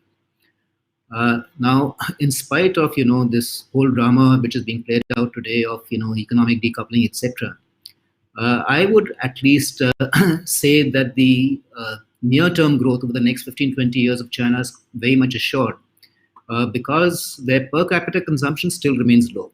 It's 1/3 to 1/6 of what developed nations spend. As a result, there's plenty of room for them to internalize their growth in that respect. And therefore, I think we're going to see this growth continue. Next year, they expect it to be in the 8% plus region. Coming down to defense expenditure, the 2020 figures said 1.268 trillion euro. When conversion comes to, at today's rates, comes to $196 billion. Now, CIPRI actually says that China, underestimates the defense expenditure by 50%. So if you factor in that 50%, that $196 billion becomes $294 billion. But even at 294, it still remains less than 2% of GDP. Contrast with the US today, if they're talking about a $750 billion defense expenditure on a roughly $21 trillion economy, that is north of 3%, 3.3, 3.4% of GDP. The point I'm trying to make here is that if any nation has got the ability to surge in terms of the defense spending, it is China. Is that their ability to convert capital into assets is really good. A typical ship, I can tell you, pretty certain the cost of a ship of an equivalent size frigate, let's say, would be between 1/3 to half of what it will cost a Western nation to make the same. So these figures are clear. You can see this is a comparison with the US, where there's a decline in GDP in the last year consequent to COVID. And of course, China took a hit, but they still remain in positive territory. So what then are our foreign policy options, really? So the first is to use an American phrase, you bandwagon. That means you align yourself sort of with, you accept the rise of China, and you sort of decide to, in a sense, support them and become much more supportive of them. But there are many pitfalls in taking that sort of an approach. China's, Chinese name is Zhonghua, the Middle Kingdom, which means it is quite self-centric. Their relationship with their friends and neighbors is the preferred relationship, dates back to the Qing dynasty and the Ming dynasty of having vassal states, tributary states, where every nation pays them tributary. In those days, that tributary used to be in form of some sort of cash, etc. Today, the expectation is that you support them in maybe the Security Council, you do not oppose them in various trade issues, in policy issues, etc. We also have outstanding boundary issues with China, and there's this whole question of the Iron Brotherhood of Pakistan and China, the Sino-Pak axis, which really becomes problematic for us.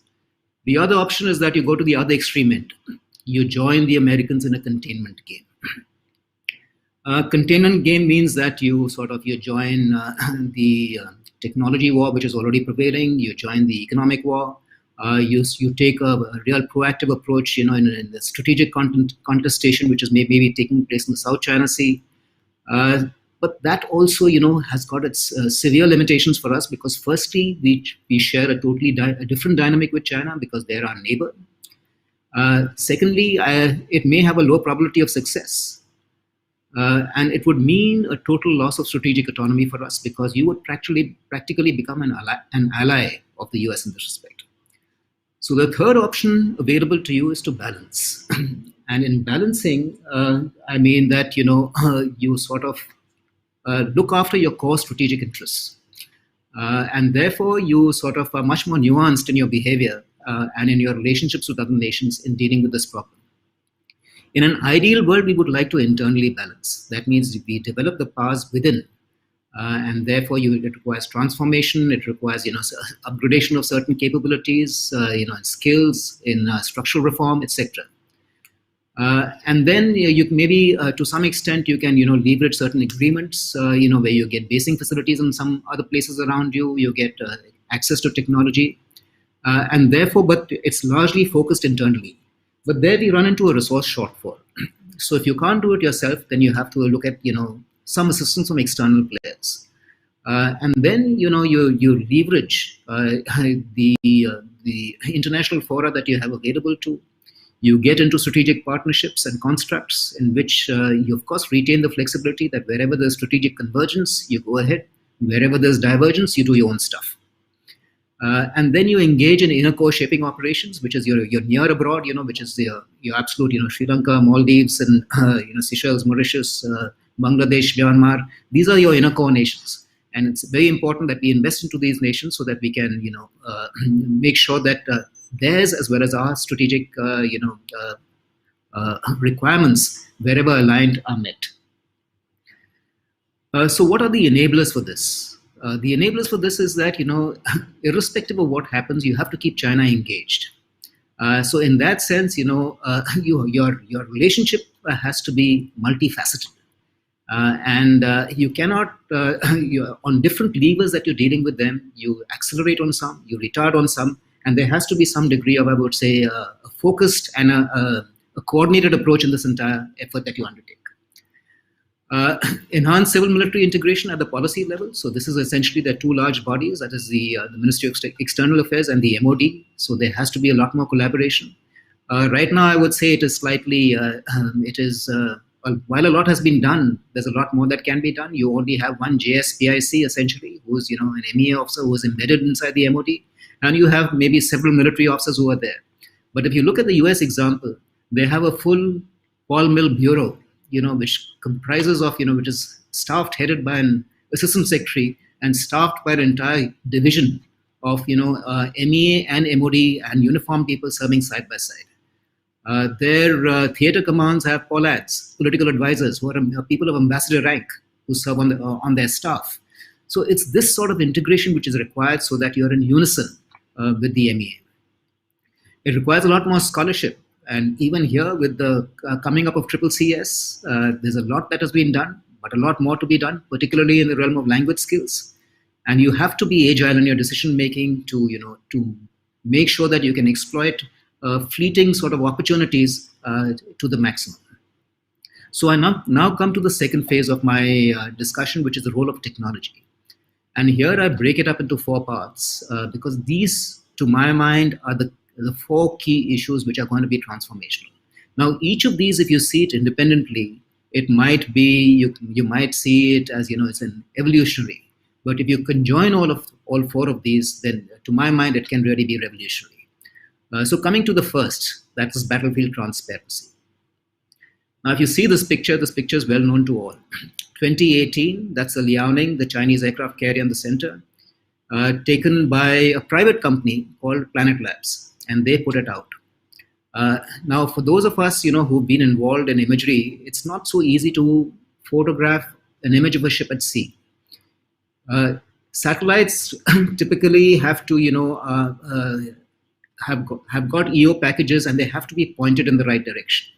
So you have to know in which direction to point that satellite at that particular time. And then you have to upload this information, several hours in advance.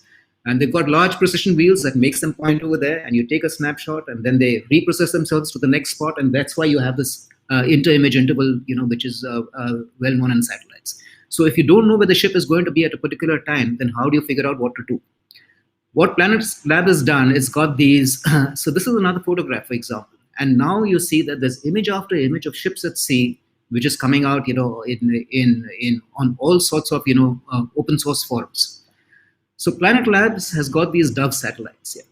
Yeah. So they are continuous scan satellites. They're neither pointing, they point towards the Earth, and they continuously scan in a narrow strip as whatever they're seeing, and that is uploaded. Normally, they tend to, because of power management issue and because there's not such demand at sea, they switch off their cameras while at sea, and they focus more on land. Now, when you look at the satellite, you can't really figure out the size. But when you see it over here, well, that's the size. Okay, all of 5 kg. Built at a cost largely using cell phone parts, and built at a cost of maybe under a few $1,000s. The other big thing that is happening, so the point I'm trying to make is that satellites now are going up in their thousands. You see SpaceX Starlink, he wants to put up 11,943 satellites. Of course, these are communication satellites, but this can easily, you can easily put installation for Earth observation. Airbus, OneWeb, they're doing something similar. I'll speak about reusability, but so that's here. That's the Starlink series. This is the Falcon 9 rocket, the second stage, and 60 satellites in one shot. And each of these satellites are not small; they're 500-pound satellites. So around 220 kg each satellite. So that's what's going up, and they're going up. He's already got more than 500 to 600 satellites up, and he's going to put up, as I said, close to 11 to 12,000 satellites. So how do you do this? I mean, key to this is if you want to bring down costs is reusability. So that's the Falcon 9 rocket, and the one on the left, on the bottom left, the photograph that you're seeing, that's a Falcon 9 Heavy. 27 engines, okay? These are the 27 Merlin engines, and you can see all 27 in the first stage. That is, include the first stage and the 2 strap-on boosters. You can see them all firing in that photograph right on the top. He brings back all 3 of the entire first stage and the 2 boosters. So, and in the second stage, you have only 1 engine. That's the Merlin vacuum engine. So out of 28 engines that you have over here, you bring back 27 and you reuse them. And that's how you bring down the cost. So cost, for example, that used to be in the region of $10,000 to $20,000 a kg is brought down by a factor of 10, between $1,000 to $2,000 a kg. The cost of fuel in a rocket is less than 1% of the cost of the rocket. So if you bring back that rocket and tank it up again, there's huge savings that you can do, and that's what Elon Musk is really doing and revolutionizing user space in that respect. In satellites, however, you're always linked to orbital physics, because the orbital physics will define as to what the orbit of that satellite is going to be and how often it can revisit. You want to get rid of that, then you come down to pseudo-satellites. So this is persistent flight. What you're seeing is a Zephyr, where you put up an aircraft, solar powered. So in daytime, you charge your batteries, you run your sort of motors, you climb up. At nighttime, you drop down and you're flying at, at great altitudes at, 80, 100,000 feet. And you can continuously monitor. You can, for tracking, it's a great instrument. That's a Morning Star on the right, which is the Chinese effort. And this is in a matter of, a couple of years, you're going to have these up in pretty large numbers. The third aspect is that what I'm going to talk about is long-range strike. Now, the holy grail of warfare is actually ordnance on target. Now, if you see how this has evolved over the years, there are two things you require. You require a platform. I mean, you generate that ordnance in some factory. You keep it in some sort of a go down. In combat, you have to shift it, and you have to for it to hit its target, you require a platform to carry it from place A to place B, and then you have a weapon that launches it and makes sure that it hits its target. Now, traditionally, what has happened is that in the old days, if you see, when ranges of the weapon were low, the focus was entirely on the platform. Then came the missile, and the focus shifted to the missile. But that was an expensive way, because the entire missile was expendable. The engine in it, the fuel, of course, is expendable. The homing head, it was all expendable. To get around this problem, you got it stealth. So the platform came back again with stealth, which allowed you to get in closer, and you could, have precision-guided equipment, warheads, with rudimentary bombs with kits that could be converted into precision-guided equipment, into bombs and guided into the target. But now, you've got a fresh revolution which is coming, which I'm going to speak to you about. So, long-range strike, that's a Nirbhay, 1,000 kilometers that you can go ahead and hit. But we're now moving into the realm of, hypersonics, where you have, essentially two categories of weapons. You have the wave riders, which are using scramjet technology, and you have the boost glide weapons, which is the hypersonic glide vehicles. You launch them either with a booster, or you drop them off an aircraft if it's got a scramjet. It flies several thousand kilometers, and it hits its target wherever it has to. So weapons like the Chinese, what they call their Shashojian, or their assassin's mace, is a weapon like the DF-21 or the DF-26 anti-ship ballistic missile. You launch it from several thousand kilometers away, and you can hit targets currently up to 4,000 to 5,000 kilometers away, and possibly these ranges are only going to increase with time.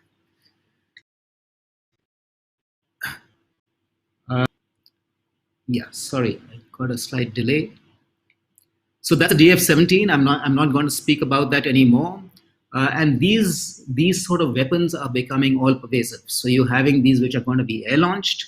You have got the H-6K bomber, which can launch an air launched ballistic missile. And here you have another example, of a merchant ship which is launching a missile. So this threat is essentially going to become ubiquitous. Wherever you are, you're always under threat in this respect. The concept, another great concept is this concept of the conventional prompt global strike, or the CGPCS concept which the US is trying to develop, which essentially states that within 1 hour you should be able to drop conventional ordnance anywhere on the globe. I mean, that's what the requirement of the program is. So again, primarily based on scramjet technology, if you can do that. Now, if you bring in again the commercial piece to this, and I again come back to Elon Musk. So you've heard that he's recently attempted to launch the Starship. Now in the super heavy version of the Starship now operates with 46 engines. So you have for example the Falcon 9 Heavy, which had 27 plus 1, 28 engines. This is going to operate with 46 engines, 41 engines, sorry. Raptor engines now, and it's going to be able to take up 100 tons into space. But the bigger change that we're going to see over here is it's 100% reusable. So the booster comes back, and even the second stage comes back totally. Launch fuel cost for this sort of a launch is $900,000. Mission cost, the entire mission cost, because he's saying between one use and the next reuse, is $2 million. $2 million is, it comes down to, I told you earlier, you're talking about $1,000 to $2,000 per kg. You bring it down to $10 to $20 a kg for putting something into orbit. Now that something can be a warhead. So you're coming down to this concept of missile trucks or warhead trucks. If you say that each of your warheads is 1 ton in weight, right? 100 warheads up, I can put up at a cost of $2 million, launch cost. If you say the cost of the warhead is another $1 million each. So at a very small fraction of a cost, you're talking about, 6 to 7 crores. I can, per weapon, I'm launching a weapon which will potentially have a range of, anywhere on the globe, 10, 15,000 kilometers. So a scene like this, looks futuristic, but this future is very much going to happen in your period in service. I would, stretch my neck out and say, this is something that you're going to witness within the next 10 years. If I can, put out 100 warheads every couple of hours or every 3 hours with a single launcher, and if I have, let's say, 10 such launchers, and the cost of doing so is far less than what I'm doing right now. Because right now, if I want to send out, a weapon on target, I have to invest, let's say, if I'm doing it by, let's say, an aircraft carrier, I have to invest into an aircraft carrier which costs me $10 billion. I have to invest into, aircraft that are going to carry that weapon from the aircraft carrier to its point of delivery. That aircraft carrier requires basing, it requires manning, it requires fuel, it requires support, it requires, protection. The same applies for the Air Force, in case you were sending out, finally, for that weapon delivery platform in an aircraft, you require, early warning, you require air defense, you require, jammers. So if you add up all that, it's a huge amount, and this is a far cheaper, I would say, by at probably 100th the cost, you can achieve the same degree of, of target of weapon on delivery. The third issue is network and decision support. So this is well known to us really as networking, because networking allows, when you have multiple vectors operating at the same time, they can cross-connect, and you can the required degree of, phasing, sequencing, simultaneity, it all comes into play to ensure that you can really carry out what the Americans would call a shock and awe campaign that you saw in Iraq. Allows you to, with that degree of, I would say, mutual support with each other, which you can achieve through networking. So these are, traditional photographs. For networking, you require satellites, you require connectivity, you require bandwidth. So these are all the requirements. And what it gives you at the end of the day is speed. So that is Admiral Mike Mullen, who was chairman of Joint Chiefs of Staff, and in a very telling interview, this is in sometime, I think, when he was just short of retiring in 2011, he was asked that what do you feel are going to be the 3 major attributes of future warfare? And his answer was speed, speed, and speed. So it's all about speed. You have to stay inside the OODA loop of your adversary. So General Dua spoke about the OODA loop of John Boyd's OODA loop, which essentially tells you that there are 4 parts. You have the observe, orient, decide, and act. And traditionally, the human being has always been in the center. Center meaning he has a role in all 4 parts. He observes, he orients, he decides, and he acts. What has happened with time is that the human being has shifted, with the advent of some degree of artificial intelligence, etc., has moved to the decide part, where you automate the observe, act, and the orient, and it's only the decision where the human intervention comes in. But now you're seeing that he's going to soon be outside the loop. So you automate the entire cycle, and you come down to what people are terming as battlefield instantaneity, where this entire cycle, approaches near 0 time. So in which case your tempo of operations becomes colossal. And lastly, I wanted to speak about was on autonomy and artificial intelligence. So an autonomy is well known to us, as it's already been around for a long time. But the autonomy that was known to us was different in a way. Like if you had a drone in a few years back, especially without, you required a complete setup to, monitor what the drone was seeing, to analyze that. You required, an external pilot to launch it, to bring it back. So it was not, you would say, unmanned, but a lot of people call it differently manned. That instead of putting a man, on the platform, you're actually on the ground, but you're doing almost the same amount of work. But this you can do, in platforms like this. But what happens when you see something like this? There's no way you're going to control all this yourself. So you have to, outsource that intelligence and put down a set of rules and pop it in the platform itself, that you decide that if this rule is met, if a series of 4 rules are met, then you decide as to what further action you're going to take, whether it's going to be release of a weapon, whether it's going to be crashing into that, whether it's going to be, so you have to outsource that to the platform itself. And that's the way we've seen it. In fact, in Armenia, as to the hammering they took is largely because, they were not prepared for this sort of a change in warfare. So coming down to my last few slides is that, what then are the deductions? When you see technology of this nature, what deductions can you make from here? So the first is that it's going to be extremely difficult to achieve tactical surprise. So your battle of the future is going to be like a game of chess. It's not going to be a game of poker where you hide your own cards and then you play. The opposition and your own forces are going to be available for all to see. And based on that, you will still maybe have the advantage of strategic surprise, but tactical surprise, to my mind, is going to disappear quite fast. Now, because you're going to have an ability, to ramp up and hit a large number of targets at the same time, the shock and awe is going to be magnified several times over what we witnessed in the last shock and awe campaign in Iraq.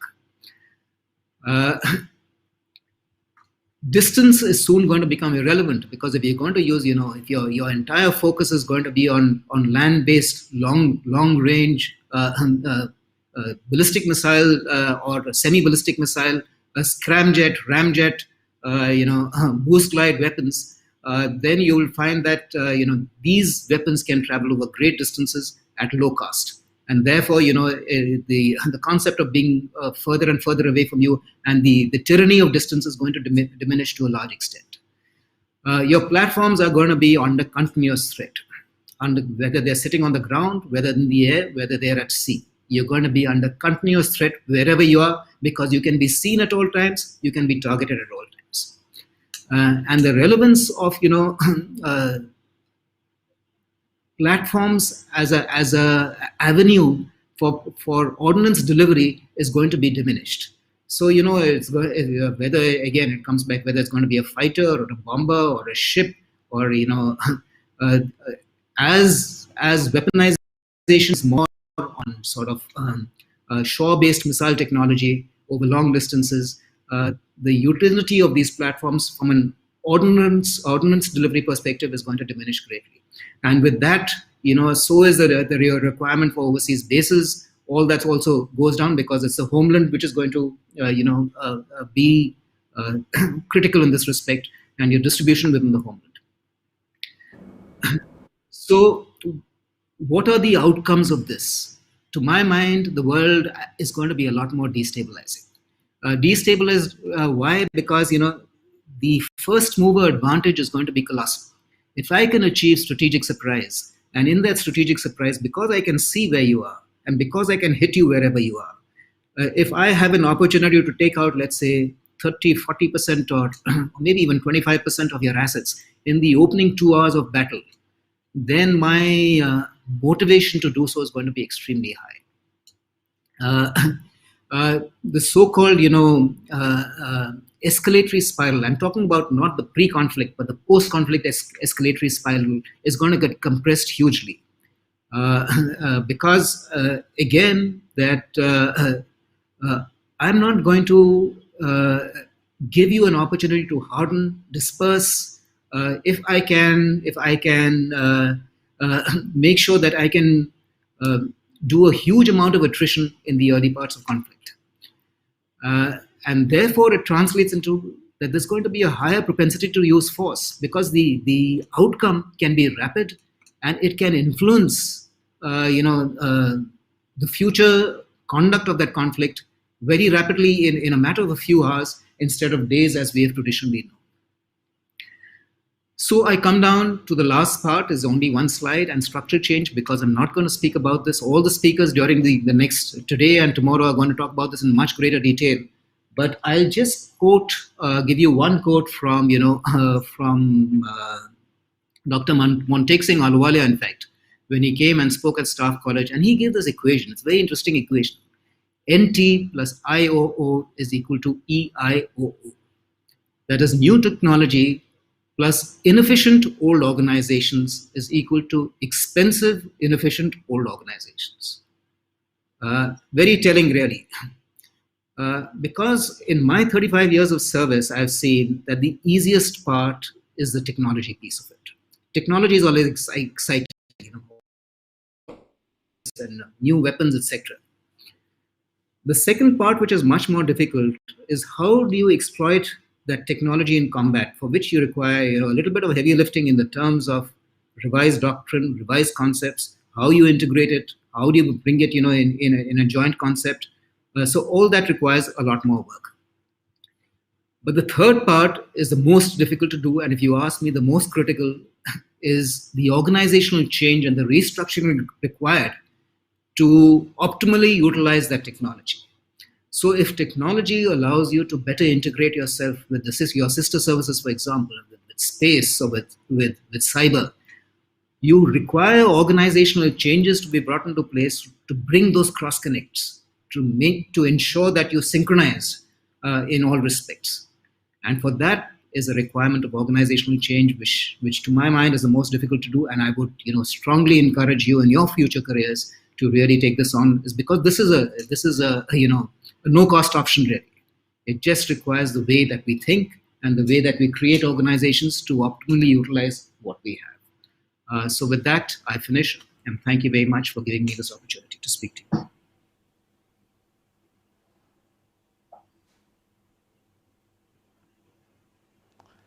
Thank you very much, Rear Admiral Monty Khanna. Extremely well thought through ideas that you put forth, ideas around, structural organizational change.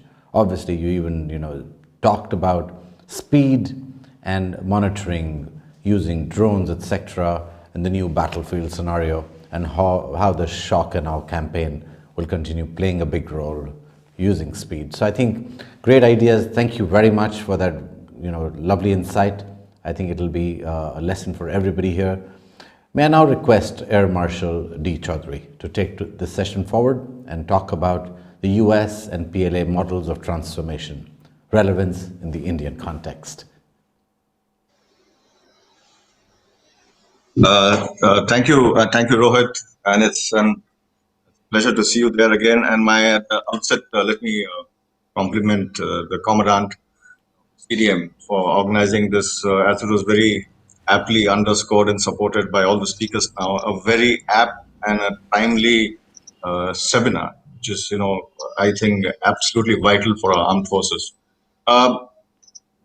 I will not waste too much of time, so I wish all my audience and my fellow panelists a very good afternoon. And I'll just, unlike the first two topics, I have got an exceptional boring topic, which necessitates me to look at the US model and the Chinese models, which are extremely, what should I say, text intensive, if I may say. So I'll try and make this the talk as interesting as I can. And as the old saying goes, power corrupts, and I personally believe PowerPoints corrupt absolutely. But today I don't have a choice given the kind of topic I have. So I'll get on with it straight away.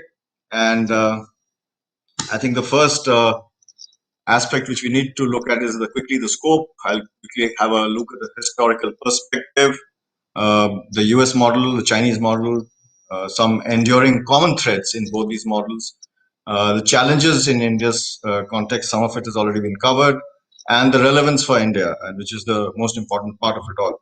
And I will end with some thoughts before we take on the Q&A. So let's get on to it. The word transformation has variations in its meaning, ranging from complete change in the appearance or character or something of someone, especially so if the person is improved. And this is as per the Cambridge Dictionary. Whereas the Oxford very aptly and more pithily says a marked change in the form of nature or appearance. But I think in a military context, we need to bear in mind that we are talking about a profound change, and especially when you look at it from an Indian context. However, when we look at this change, we must keep two caveats in mind. That is, or this transformation, and I think that aspect has been made very clear in the beginning, the difference between evolution, change, and transformation. So I will not go into that. But most certainly, the caveat is that the transformation should bring about a visible and a quantifiable systemic change with a demonstrated improvement and not just a notional change. So that's the first. And the second one is that the transformation itself is a process and does not have to have a simple end point. So basically what it says is the transformation is an ongoing process. So with that, let's take a quick brief historical perspective in the Indian context. Notwithstanding the colonial past, independent India is mere 74 years old, so is its military. The origins are from the East India Company, which eventually came to rule large areas of India, exercising military power and assuming administrative functions with extensive employment of its three presidency armies. That means it was used as a tool of the state administration and law enforcement apart from its military role. This changed with the First War, that is the 1857, the First War of Independence, or the revolt as it's popularly known as. This led to the amalgamation of the presidency armies in 1895, and when Lord Kitchener, who took over as the commander-in-chief in 1903, the Indian army had essentially come down to three roles, that is, maintain internal tranquility rather than external threats.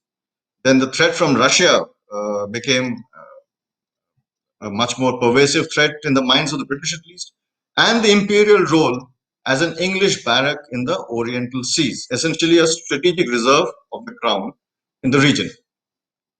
The World War II, which we have had immense contribution pre-independence, in this period also saw a massive expansion from the size of the military from 1.5 million to 2.5 million strong military.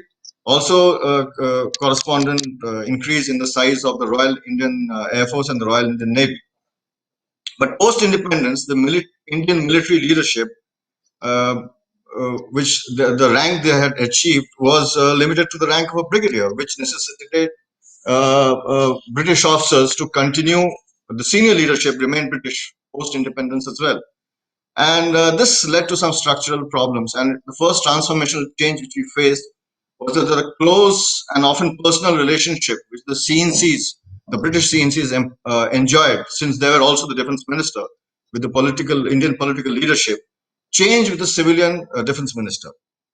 And parallelly, there was also a drive of the Indian political leadership towards a greater nationalization of the armed forces with only Indians, and essentially though aimed to remove the British military control, but it also went on to change the civil military relations as well. Now, we have fought 4 wars and Kargil, and they have been all non-expansionist limited wars, if I may put it, for want of the more precise and accurate words.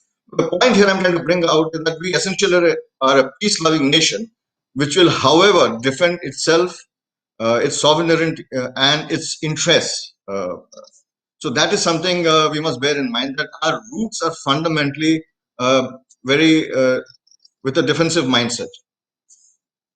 The military instruments has been used coercively in several wars, and we find that except for the 1971, all the other wars, 47, 62, 65, and 99, the Kargil conflict, jointmanship wasn't our best forte. And I think only in 1971, we managed to achieve that very successfully, and it was a benchmark of inter-services integration. Primarily, I suppose, for several reasons. That A, we had ample warning time, clear political objectives, we had a supportive political leadership, and a very cooperative military leadership. And each service had a clear role to play, responsibilities were defined, and there was excellent sharing of information, plans, and courses of action amongst the three services. but somehow we have failed to sort of synergize thereafter. And essentially, our wars have been continental, surface-centric, and primarily army-led. Now, we already covered this. Now, let's move on. Let's take a look at the US model. Now, I must start this section with a fundamental caveat that the greatest credit of the US system is the acceptance of the need for periodic change by them as a people and as a government, and essentially driven by their geopolitical vision and also tempered by the challenges they face. But equally strongly and equally importantly is their ability to accept policy and strategic failures, whether structural or individual. And this is something we've seen. There's enough literature, American literature, castigating their own mistakes and bringing out lessons very clearly. But what we can't wish away from the fact that their entire strategic outlook is premised on international presence, deterrence, and as well as active engagement. The fact of it is today it still has 60 allies, and it is still seen as a stabilizing and a desirable partner. And very interestingly, there is no hostile or opposing bloc of nations against it till now. And as far as we are concerned, I think it will remain the strongest power in our foreseeable future. So, what are the defining military transformations that the US of A has managed over the years?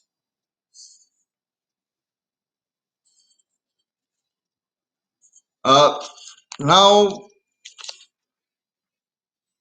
this bit gets a little, I will just cover, there are a whole lot of changes. So I will just cover the benchmark years and highlight the key aspects. 1947, the National Security Act, basically the position of the SecDef, Joint Chiefs of Staff, and the National Security Council was established. Then came in 1983 to 84, the Grace Commission, which was essentially reducing major weapon purchases, closing military commissaries in the US, consolidating and shutting down on military bases, essentially a budget-driven exercise.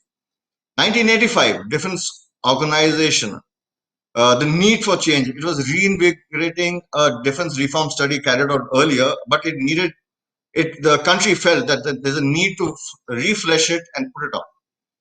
And that is how the National Security Decision Directive came about in 86, in which the integration of the national security strategy with fiscal guidance and strengthening military command, control, and advice, improving acquisition management. So it was basically getting more effective organizationally. Then came the famous 1986 Goldwater-Nichols Department of Defense Reorganization Act, essentially it was there to strengthen civilian authority, improve military advice, increase the response and define the responsibility of the commanders, and also make sure that the authority, whatever is expected out of the commander, have the commensurate authority for it, and they carry the responsibility for it. Then came the attention to formulation of strategy and contingency planning, and efficient use of defense resources. This has always been the overarching aspect, because it's a great cost to the company kind of system, and fiscal propriety and budgetary management plays a very important role. And then the improved joint officer management policies. This is within the services because of the increased jointness perceived, and the effectiveness of military operations, and improve the management and administration of the DoD. So that means parallelly, along with the military, the DoD itself was choosing to get more efficient. The Packard Commission in 86, same thing, it did a little more of that, study of defense management policies and procedures, including the budget process, procurements, and legislative oversights. This led to the 1989 Defense Management Review, where they improved the defense procurement process, and the management was the key focus area. Then came the famous Base Force Review, where 4 foundational changes came about in the military strategy. The first was strategic defense, deterrence and defense. Next was maintaining a forward presence, then critical crisis response, and reconstitution of basically to rebuild forces wherever deemed necessary. Then in 1993, the chairman JOSC they came out with the study, which was basically to remove basically it is an inter-service within the service reorganization, removing all Marine Corps and Army requirements from nuclear forces, closing down 800 bases overseas, and also shutting down, very interestingly, 100 defense acquisition programs. So obviously, they were getting leaner here. Then came the bottom-up review, which was to essentially four building blocks: major regional contingencies, that means external presence continued; peace enforcement and intervention operations was clearly defined; overseas presence operations, and address nuclear danger. So there was a larger amount of moving out in this review. And then came the commissioner roles and missions of armed forces. Basically, the focus on supporting operations of the unified CNCs, which later became the combatant commanders or COCOMs, and the Joint Vision 2010, I beg your pardon. So this was focused towards vitality and innovation and leveraging technical opportunities. So this was a pretty defining change. Idea was to get into new levels of efficiency and effectiveness in joint warfighting.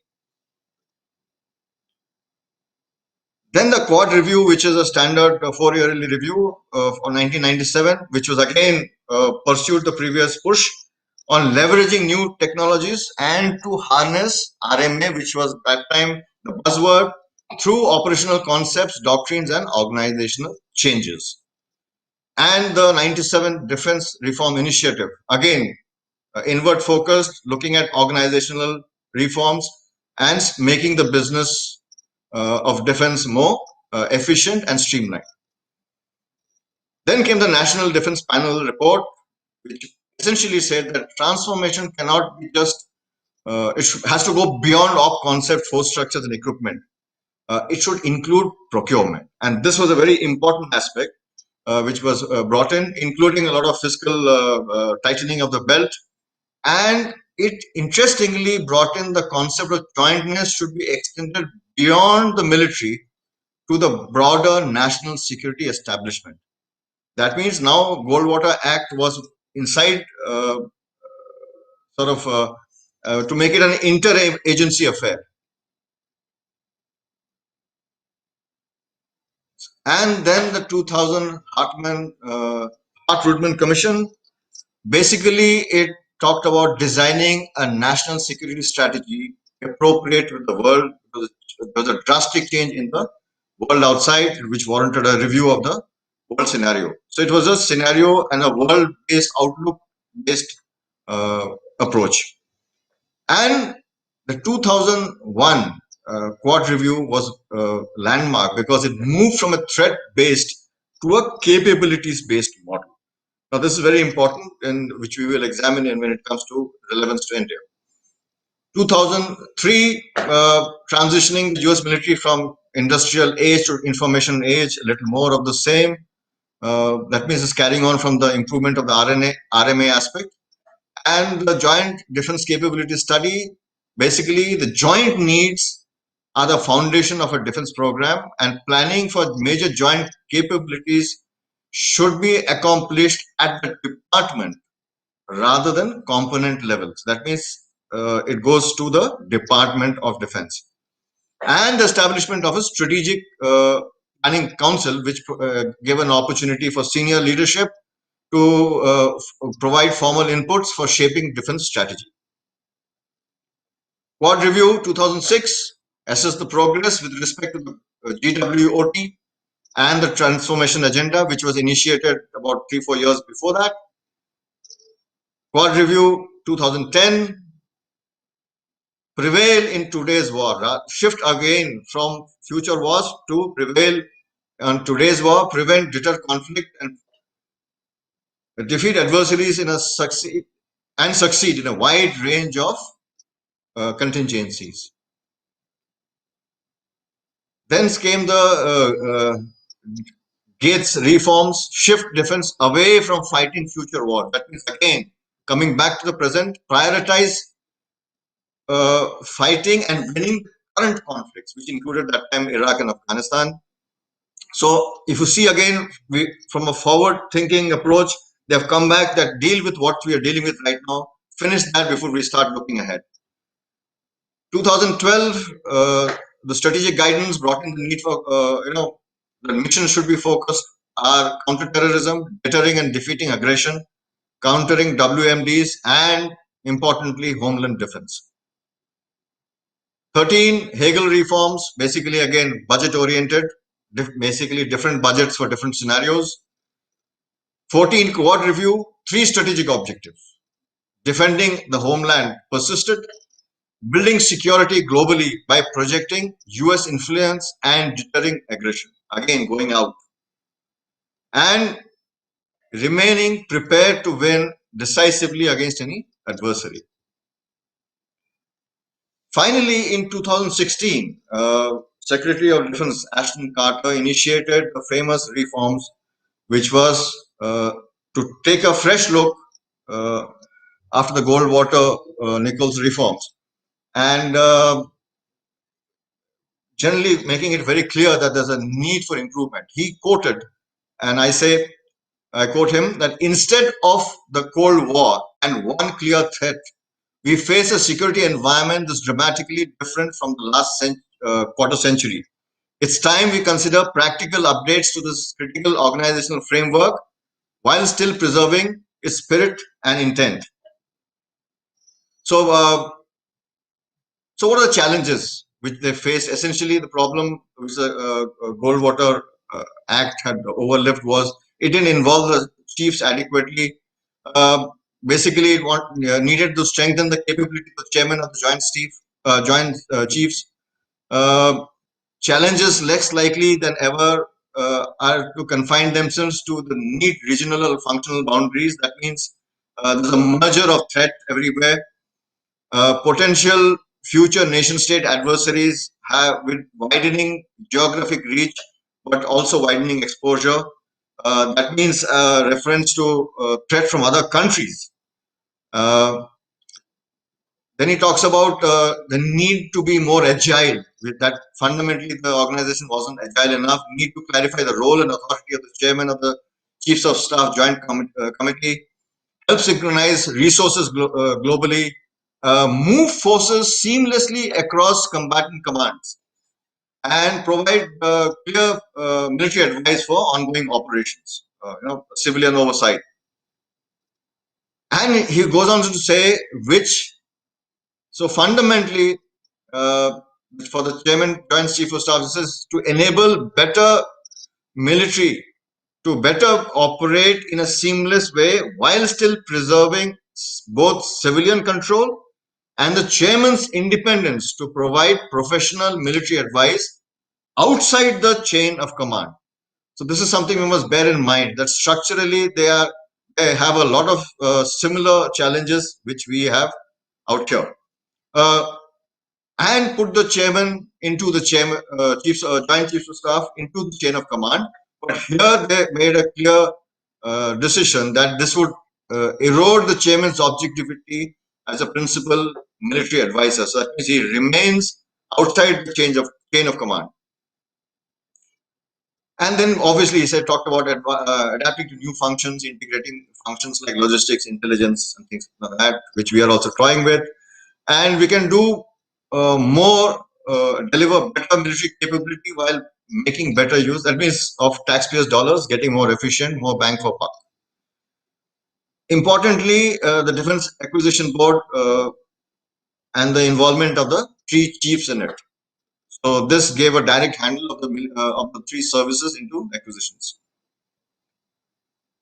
So finally, it was looking to streamline acquisition process itself, reducing the layers and reducing the documentation. Very interesting.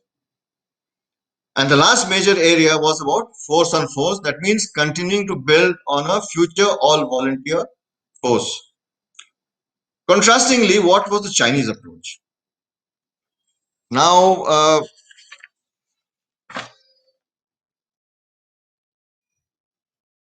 Essentially, economic growth driven transformation, which we are very clear, which the previous speaker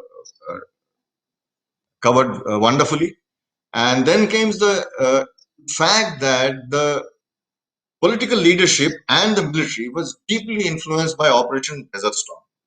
This actually changed the thinking, and so much so that they took on the idea that the RMA would be the key driver of change in their military.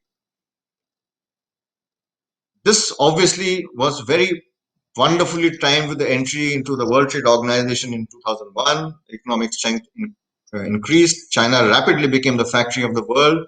So essentially, it kicked off the economic growth. And while the economic growth was in progress and she started transferring her military, she also made the right noises. So these all kinds of Sun Tzu, if I may add, is evident here. Bide your time. It was a peaceful rise. Don't show your hand. Cross the river, feeling the stones. Finally, in 2005, when Zheng Bijan was an analyst, he sort of clarified some aspects of the quasi-official policy statement of the Chinese government. It says that China now sought to transcend the traditional ways for great powers to emerge and was seeking a new geopolitical and economic world order.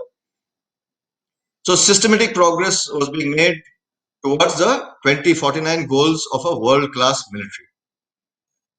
And as we have seen, it started asserting its presence as a rising global superpower. So what was the Chinese model of change actually? Essentially, they looked very importantly that the study of military theory based on observation of actual warfare, which, as I just mentioned, they were looking at the Gulf War very closely, and so they felt that there's an overriding need for an operational theory without which it would be difficult to adapt to the changing nature of war. They believe that operational theory research and innovation is one of the most important aspects of Chinese military transformation. And Chinese theory for military operations is in line with both China's national and military conditions and can effectively guide military operations. A very close interlink. The next was optimizing the PLA structure through readjustment.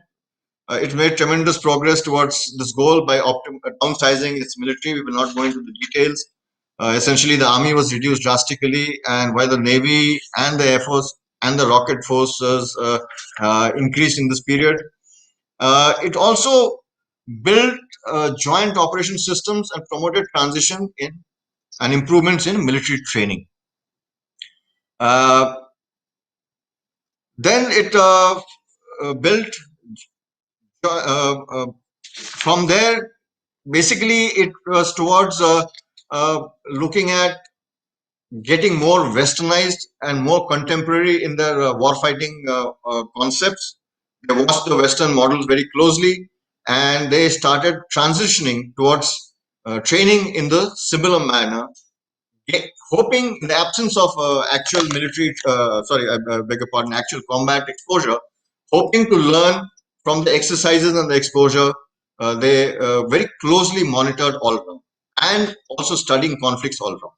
Then came the accelerating the development of military technology, updating weapons and equipment towards self-sufficiency. That is development of advanced weapons and equipment. This is manifested out of a high-tech research which China invested in well before in a very strategic manner. Then came the implementation of strategic project for talented individuals to strengthen the ranks of officers and soldiers. The strategic objective of building an informationalized armed forces for winning information wars, as far as the Chinese are concerned, basically depends on whether they can train and foster new type and high caliber military personnel. And then now we move on to the defining military transformations of the Chinese, like the Americans. It was driven by the white papers, the one in 1998 was the first time China systematically expounded on its defense policies explicitly and expressed its new outlook. Then came in 2020, it says basically that the world is far from peaceful and China's priorities are on safeguarding its sovereignty, unity, and territorial integrity. Then came the five interests or fundamental basis for defense policy and a clear-cut strategy laid down for each of the three services. She also said that the military shall accomplish the dual historical missions of mechanization and modernization. So basically absorbing RMA with Chinese characteristics. This is way back in 2004. 2006, concept of a national security strategy came in, which analyzed the strategic environment and laid down clear Chinese strategies for the future. And then the National Defense Paper 2008, first time introduced a strategic blueprint for national defense development and included the strategic missile troops and the nuclear missile forces in it, and set aside independent chapters on the Army, Navy, Air Force, and the strategic forces. 2010, the issue of Taiwan came up, and for the first time introduced military modernization drive as a founding bedrock of the Chinese people and the efforts toward jointness. 2013 illustrated the principles for a diversified employment of the Chinese armed forces. That means more missions, changing threat scenarios, and going out. 2015 looked at the Chinese military mission and strategic task in a new era. That means the future forward-looking and in line with now air and space capabilities, conducting offensive and defensive operations, and obviously integrating the cyber forces more effectively. And the last 2019 paper basically was more explicit, safeguards the national sovereignty, unity, territorial integrity, maritime rights and interests, security interests in outer space, EM spectrum, cyberspace, overseas interests, and support sustainable development. Much more specific, much more clear-sighted. So now let's quickly go through the enduring common threads in the US transformation. What are the common factors in all the changes? Integration of national security, fiscal oversight and accountability are very important to them. Key missions, regional presence, deterrence, prevention of conflict, peace enforcement and intervention, and homeland defense in varying priorities over the years and various mix and matches. Innovation, technology, and RMA leveraging in airspace and cyber fields. I beg your pardon for the typo, but that was recognized some time back. Moving away from a threat-based to a capability-based model, jointness became the bedrock, and jointness beyond the military to include broader national security establishment and a strategic planning council. So these are some very important aspects, but what remained the underlying common golden thread was the budget versus strategic choices, that is balancing the ends, ways and means, remained the enduring thread. Now what, in the Chinese context, what were they? Long vision and strategy, amply shown, very structured and nuanced, their entire progress, step-by-step build-up, very clear efforts towards downsizing and modernizing, and this was done pretty ruthlessly. Leveraging RMA and informationalization, innovate, build on asymmetric capabilities. We have seen they're obviously leveraging airspace and cyber and the drones fields much more effectively and from a much far-sighted perspective, and self-reliance of the defense industry. And they have clearly defined the national security strategy and the service-specific roles, and shifting away from homeland to protection of sovereignty, reunification, go out and defend, and leverage the new realms as potent instruments of national power. So what are the challenges in the Indian context? Quickly go through it.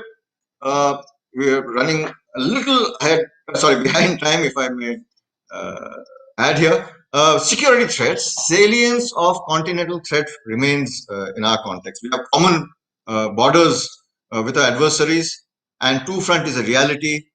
But the threat has also proliferated from a variety of sources, and the range of threat ranges from the hybrid, no peace, no war, subcon, conventional to the non-conventional. Growth strategy is a critical aspect, and this has also altered the geopolitics of Asia. So there's a greater aspiration for India as a nation to provide international leadership, cooperation, and commitment towards a more stable Asia Pacific, and this is something which will keep recurring more and more in the future. There is a need for widening of outlook. We cannot remain hyphenated to a limited two-front security construct. We need to widen the understanding of security from a two-dimensional continental perspective to a wider maritime, aerospace, and cyber dimensions. This is something I think we are acutely aware of. And then we have the structural issues: weak military and civil integration, weak inter-service jointness, which has been a victim of a service size rather than capabilities, and where the IF and IN are still seen as supporters to a great extent. But however, this is all an internal issue. Then comes the fact that we have not been able to make the higher defense organization work, and we've not been able to integrate the different structures, integrated different structures work as efficiently as they should have, or we thought they would. So what are the relevance for India? What do we draw? If you combine the Western, that is the US and the Chinese models, challenges, the first, and this is already articulated by General Dua, is a need for a national security doctrine and a periodical national security strategy. This is today, it's a given, it's something we need, but it has to be prepared truly jointly, not like what we did in the past, that is get all the sections together and put it together, as the Commandant mentioned in his opening talk. But here the services have to take the initiative, because if it had to be done by the bureaucracy or the by the government, it would have happened already by now. So this is a step which we have to take on our own. If the military has to get modern and technocurrent, there is no option but to downsize. So we need to take some hard call at our threat perspective and the way we're going to fight tomorrow. And this is the only way forward, because we have to at some point manage the budget. Identify the red lines of each service. Now, this is very important, because I think this comes from the bottom line of jointness. The red lines of each service respect to its leadership, organizational structures, and core competencies. This needs to be done in a top-down and an inclusive manner. And now I'm putting in a very interesting line of which is there in Three Musketeers, which says one all for all and all for one. And this is the approach the military desperately needs to adopt in our best long-term strategic interests. Then we need to understand and accept that the wide spectrum of warfighting today is capabilities based on what each service brings to the table, and what is the greatest importance to the nation, and it's not necessarily governed by service seniority. Then comes the fact that we need to create a win-win trust environment by constituting truly joint teams for planning, creating all joint structures amongst the services. That means we have to go about it jointly.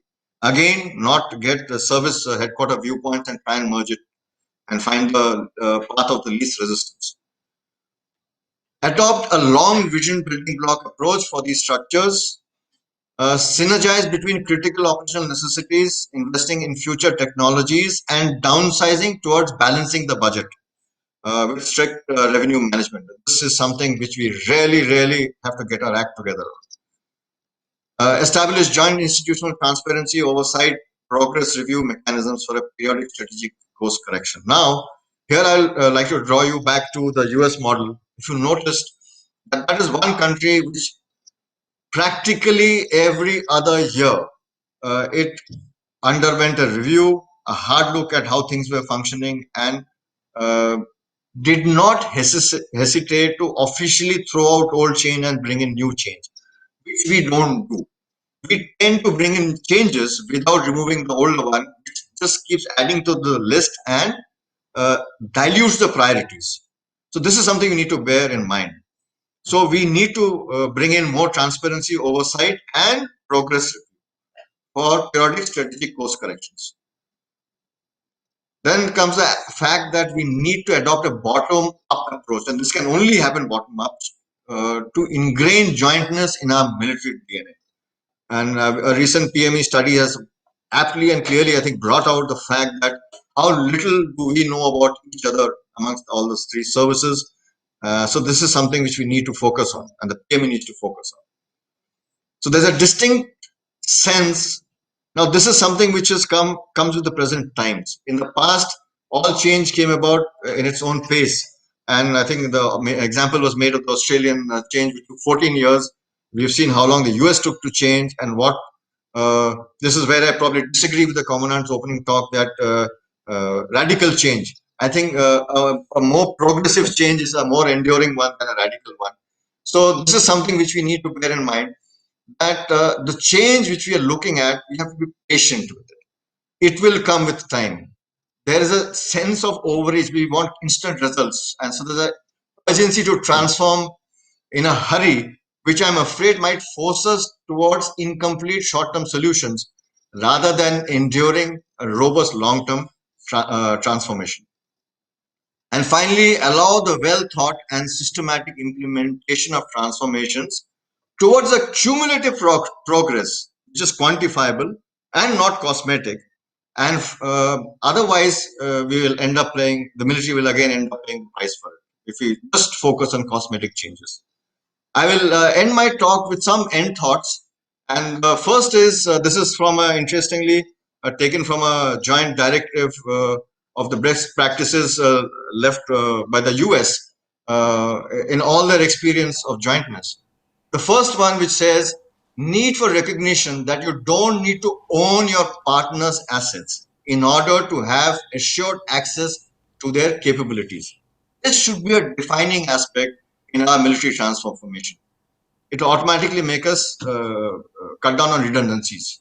Then there's an overarching necessity for inclusion with our stakeholders in gaining common understanding of environment problem, desired overarching end states, and the necessary conditions or desired outcomes to provide harmonized action. It was amply brought out in the previous talks, and I'm sure there will be much more of it over the next today and tomorrow.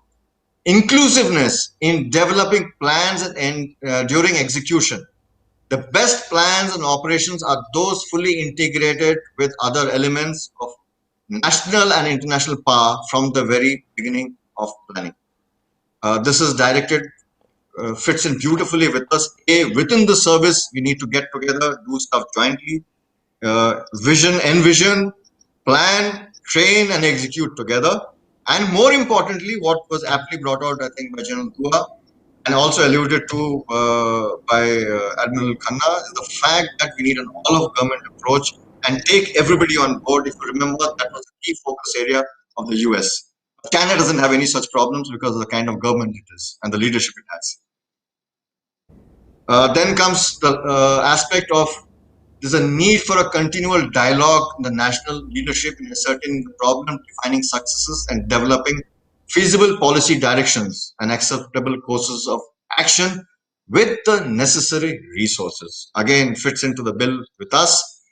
But again, necessity of the fact that periodical review, periodical dialogue, two-way street with the civil-military relationship.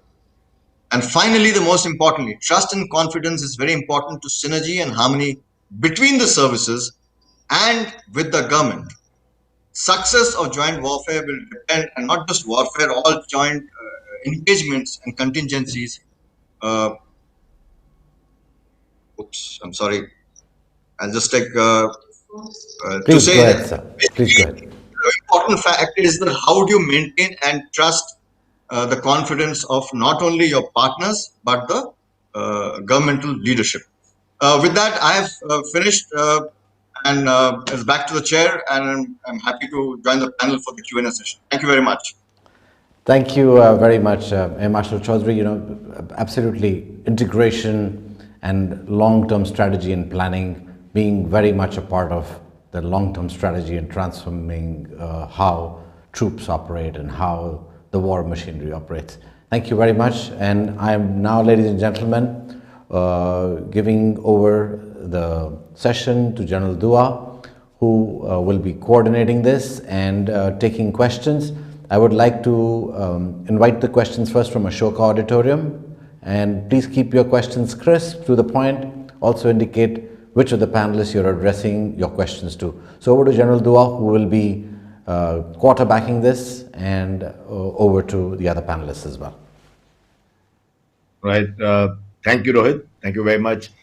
And I thank both my co-panelists for excellent presentation interventions. Thank all the audience for a patient listening.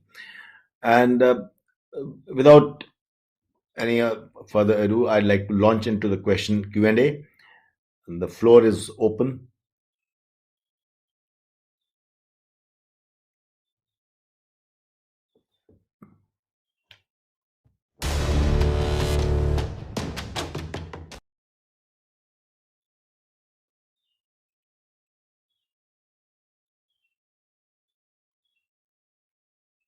Group Captain Worth, participant officer in CDM, sir. A very good afternoon, sir. And my question is to Air Marshal Chaudhary, sir, Commandant NDC. And I happened to work under him when he was SASO in WSC, commanding one of the fighter squadrons. So my question is regarding the vision of Chinese, sir. They have been talking about rapid military modernization in the past 5 to 6 years. By acquisition of NET, that is new and emerging technologies like AI, quantum technologies, and big data, etc. Even Xi Jinping talked about the same in 2017, making Chinese a world modern army. But when it comes to India, sir, in our military domain, the response has been little delayed, sir. We promise a lot on paper, but when it comes to implementation, there is a gap between ideas and reality. We are talking about 5G now, and they are talking about 6G. So my question is, how do we mitigate this delayed response through what are the means we can put in place to mitigate this response, sir? Thank you, sir. If I may, sir. Okay. It just goes to show that past association, being the last speaker, is inherently dangerous, and past association will definitely sneak up on you when you least expect it. But yeah, a very relevant question. The fact of it is, we have to understand that we as a nation, only now, and because of all the challenges, and we have discussed the challenges of the past, we'll not go there. But what is important for us to understand is, I think today there's a definite realization that we need to transform. We may have started late. There is no doubt in the mind of our nation, and least of all the military, of the need for modernization, adopting new technologies, stay ahead of the fight. In fact, if I may add. But you have to understand that all this takes lead time. Niche technologies are not easily available. And I think it's a very important step towards Atmanirbharta that we have taken, the fact that we have to get our act together. And I'm afraid we cannot sort of jumpstart this on our own. Certain technological aspects definitely have to be built up, and some can be leapfrogged. So that's an example which you can probably take off from the Chinese model, is to use the leapfrog model to adapt to newer technologies. And I think we should take a tremendous faith in the fact that an average Indian mind is phenomenally adaptive and techno-savvy. And I have huge faith in the fact that we have a huge young youth potential and minds, and which was aptly brought out by both other speakers, that the younger adapt to technology so much faster. And the fact that we have a huge technology dividend is something which your generation will have to mentor. We have started the process a bit late, but it is something which you will have to mentor forward. And that is what we have to do. But here I will add one more aspect, and which is a weak point in our area, is our research base needs to be developed and made much more stronger. The universities, the academia has to get engaged much more extensively with both the DRDO, the military organization, the department, the MOD, at every level, so that there is constant, open, flat structure of interaction of ideas and move towards military requirements, working out the priorities and giving the focus areas. So it's a tremendous amount of work in progress.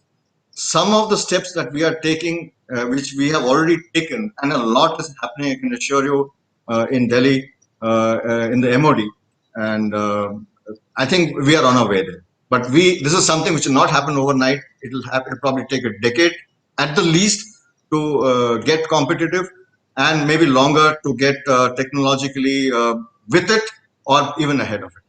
Thank you.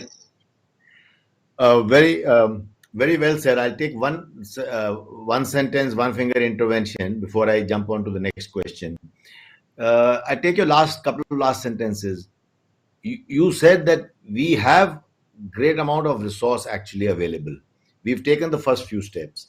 A lot is happening in Delhi. You are right. A lot is happening in the sense that we have to open our hold away from the government structures only, whether it is R&D, whether it is manufacture. And in the last few years, some new steps have been taken. I spoke a bit, I alluded to the IDEX, that the initiative of the government 2-3 years ago. We also started the strategic partnership where we can perhaps partner in and bring in some transfer of technologies. But the whole of nation approach, we have some great minds, as Air Marshal Chaudhary said, and somehow we have to bring about processes and structures where we can harness their intellectual resource into our innovations and inventions. So we open to the next question. I'm Brigadier Jaikumar, retired. My question is to Rear Admiral Khanna. So you had clubbed networking and decision support, and on the other hand, you had clubbed autonomy and artificial intelligence. My question to you is, how do you see artificial intelligence? What role do you see it in warfare? Do you see it as a tool for decision support? Or do you see it as a tool to supplant human decision making?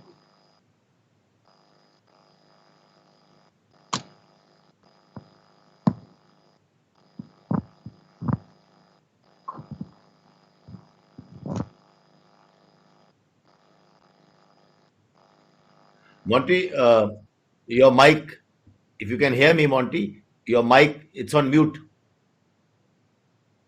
We can't hear you.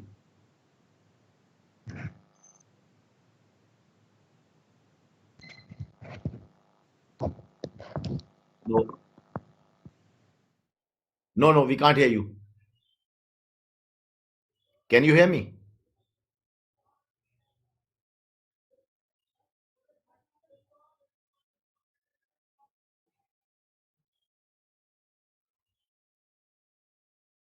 Hello.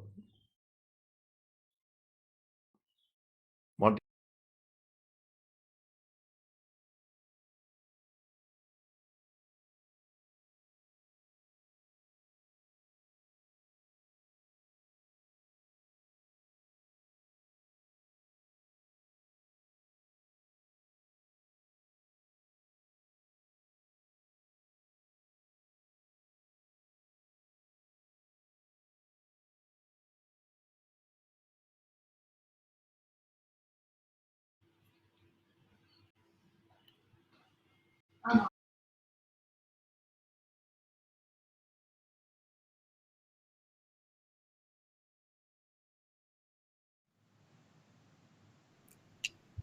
Can you hear me now, sir?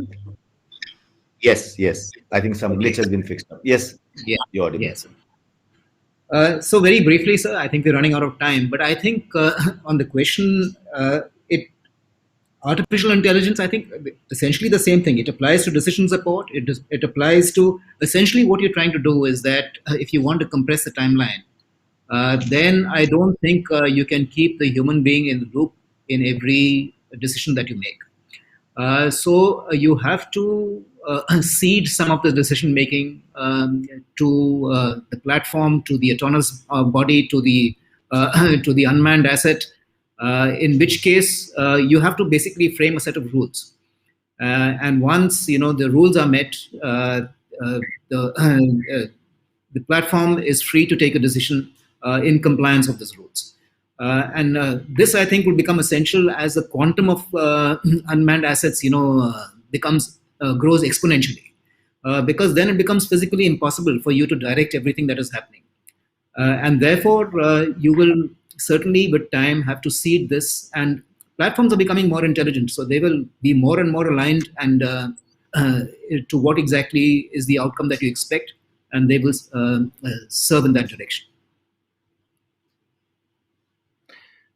Right. Thank you, Monty. Can we have the next question? We'll take two more questions before we get on to concluding remarks. VCC, if you have any questions, please go ahead.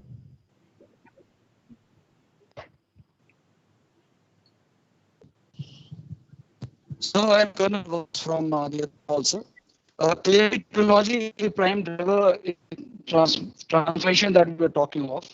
And also the maturity cycle of whatever technology is being pitched in is shortening day by day, sir. Also, the man behind the machine is the one who's going to make technology become what we want it to be. So the question is to General Dua, sir.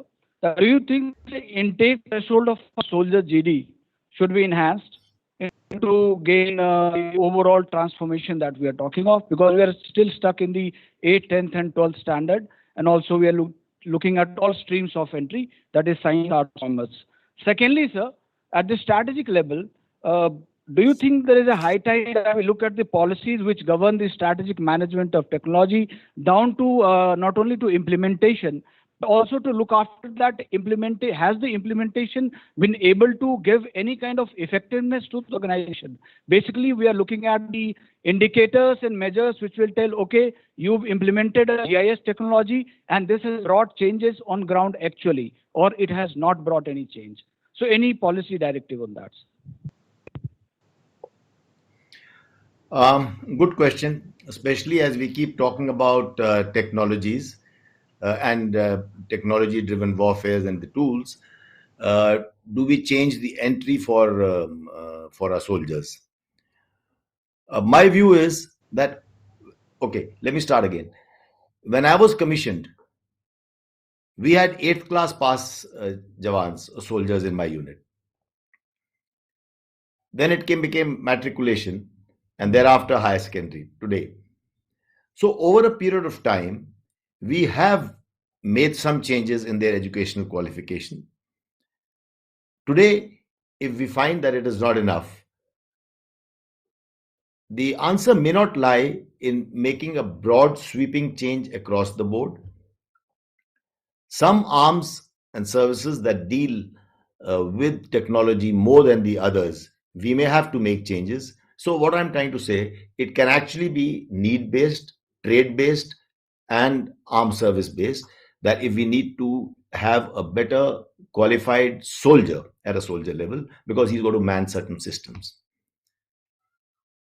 On the other hand, whatever is the technology, at the end of it, it is going to be driven by men, and boots on ground are required. The kind of equipment that they will use, we will have to train and retrain our soldier to be able to use those technological platforms or those technologies which are being placed at his disposal, by training and retraining ourselves in that manner. So I suppose we will have to take a sort of a mixed approach on that as we start getting technologies in. I'm sorry, I've lost the thread. Can you tell me the second part of your question? So there is, for the paucity of time, we'll have to conclude the session. I'd like to invite you now, General Dua, for your closing remarks on this session. All right, you are a tough task timekeeper, Rohit, and I think in the interest of time management, I think no better place than CDM to exercise that. So what I'm going to do now in the next few minutes is I will give both the panelists a quick 2 minutes each first, and then I will round off with my 2-minute worth. So if there are any concluding remarks, can we have that from, we start with Monty? Right, sir. I can just in 2 minutes mention that to my mind, the biggest issue right now when you're looking at, it's all about optimizing what you're doing. I mean, that's what we're here for. We have to, and it's based on economics. I think, as a nation, we are still got a lot of, room to go for our own development. When we see security, we have to see it in its entirety. There is health security, there is, education security, there is food security, education security, job security. So, these are all various requests of people. Therefore, I think, the focus has to shift. Instead of asking for more budget, is how to optimally utilize the budget that we have. And in that, I would think, in this game of optimization, structural reform is critical because it comes at low cost. It allows you to optimally, acquire the assets that you want, to decide on which assets you want, and to ensure that you can make them function in unison, in cohesion, in a manner that produces the maximum amount of effects. So that's where I think the relevance of this a forum like this becomes extremely important. And I would say the low-hanging fruit in terms of at least costing is organizational reform, because that comes at no cost. All right. Thank you. Marshal Chaudhary?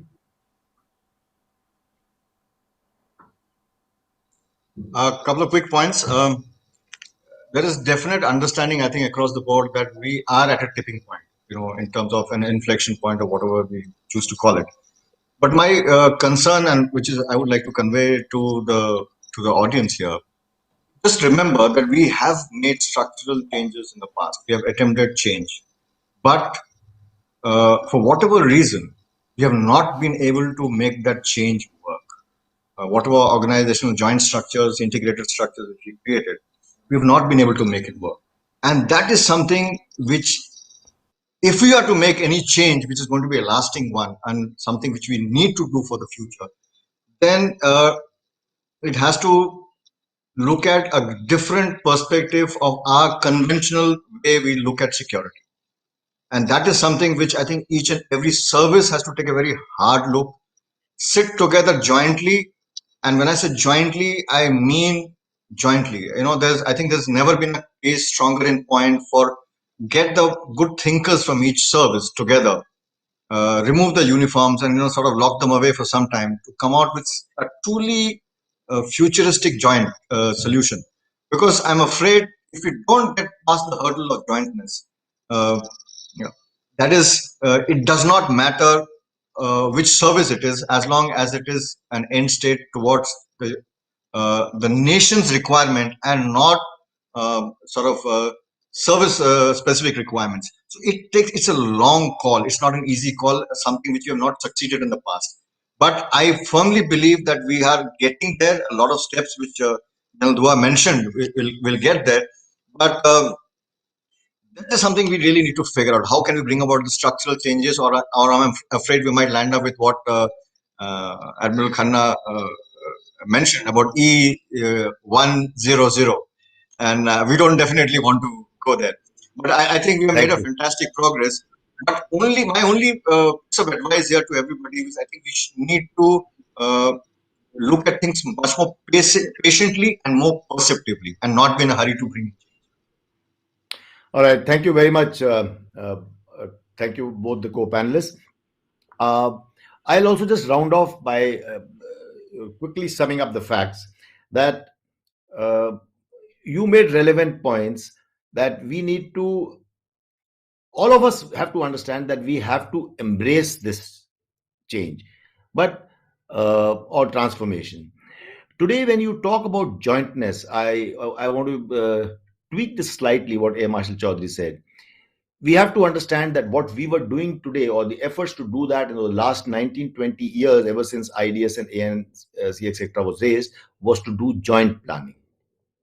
We have to graduate to integrated planning, and there is a very subtle difference.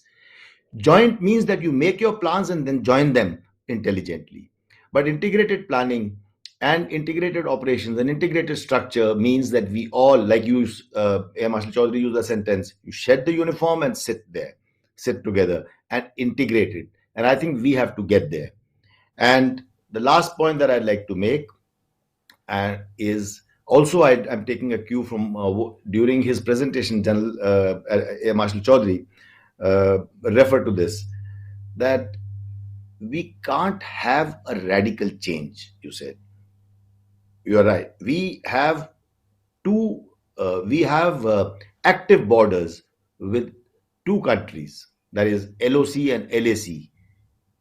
And the CDS made the point in the morning saying that Indian military is perhaps has the most challenges than any other military in the world. So with these active threats on our borders, any transformation, whether it's study or putting it into practice, anything that we plan or try to execute has to be very slow, balanced, and we cannot afford to be off balance at any time. So it may take time, but with your kind of visionary leadership, the people sitting in, or the officers sitting in the audience today, we will get there. Thank you. Jai Hind.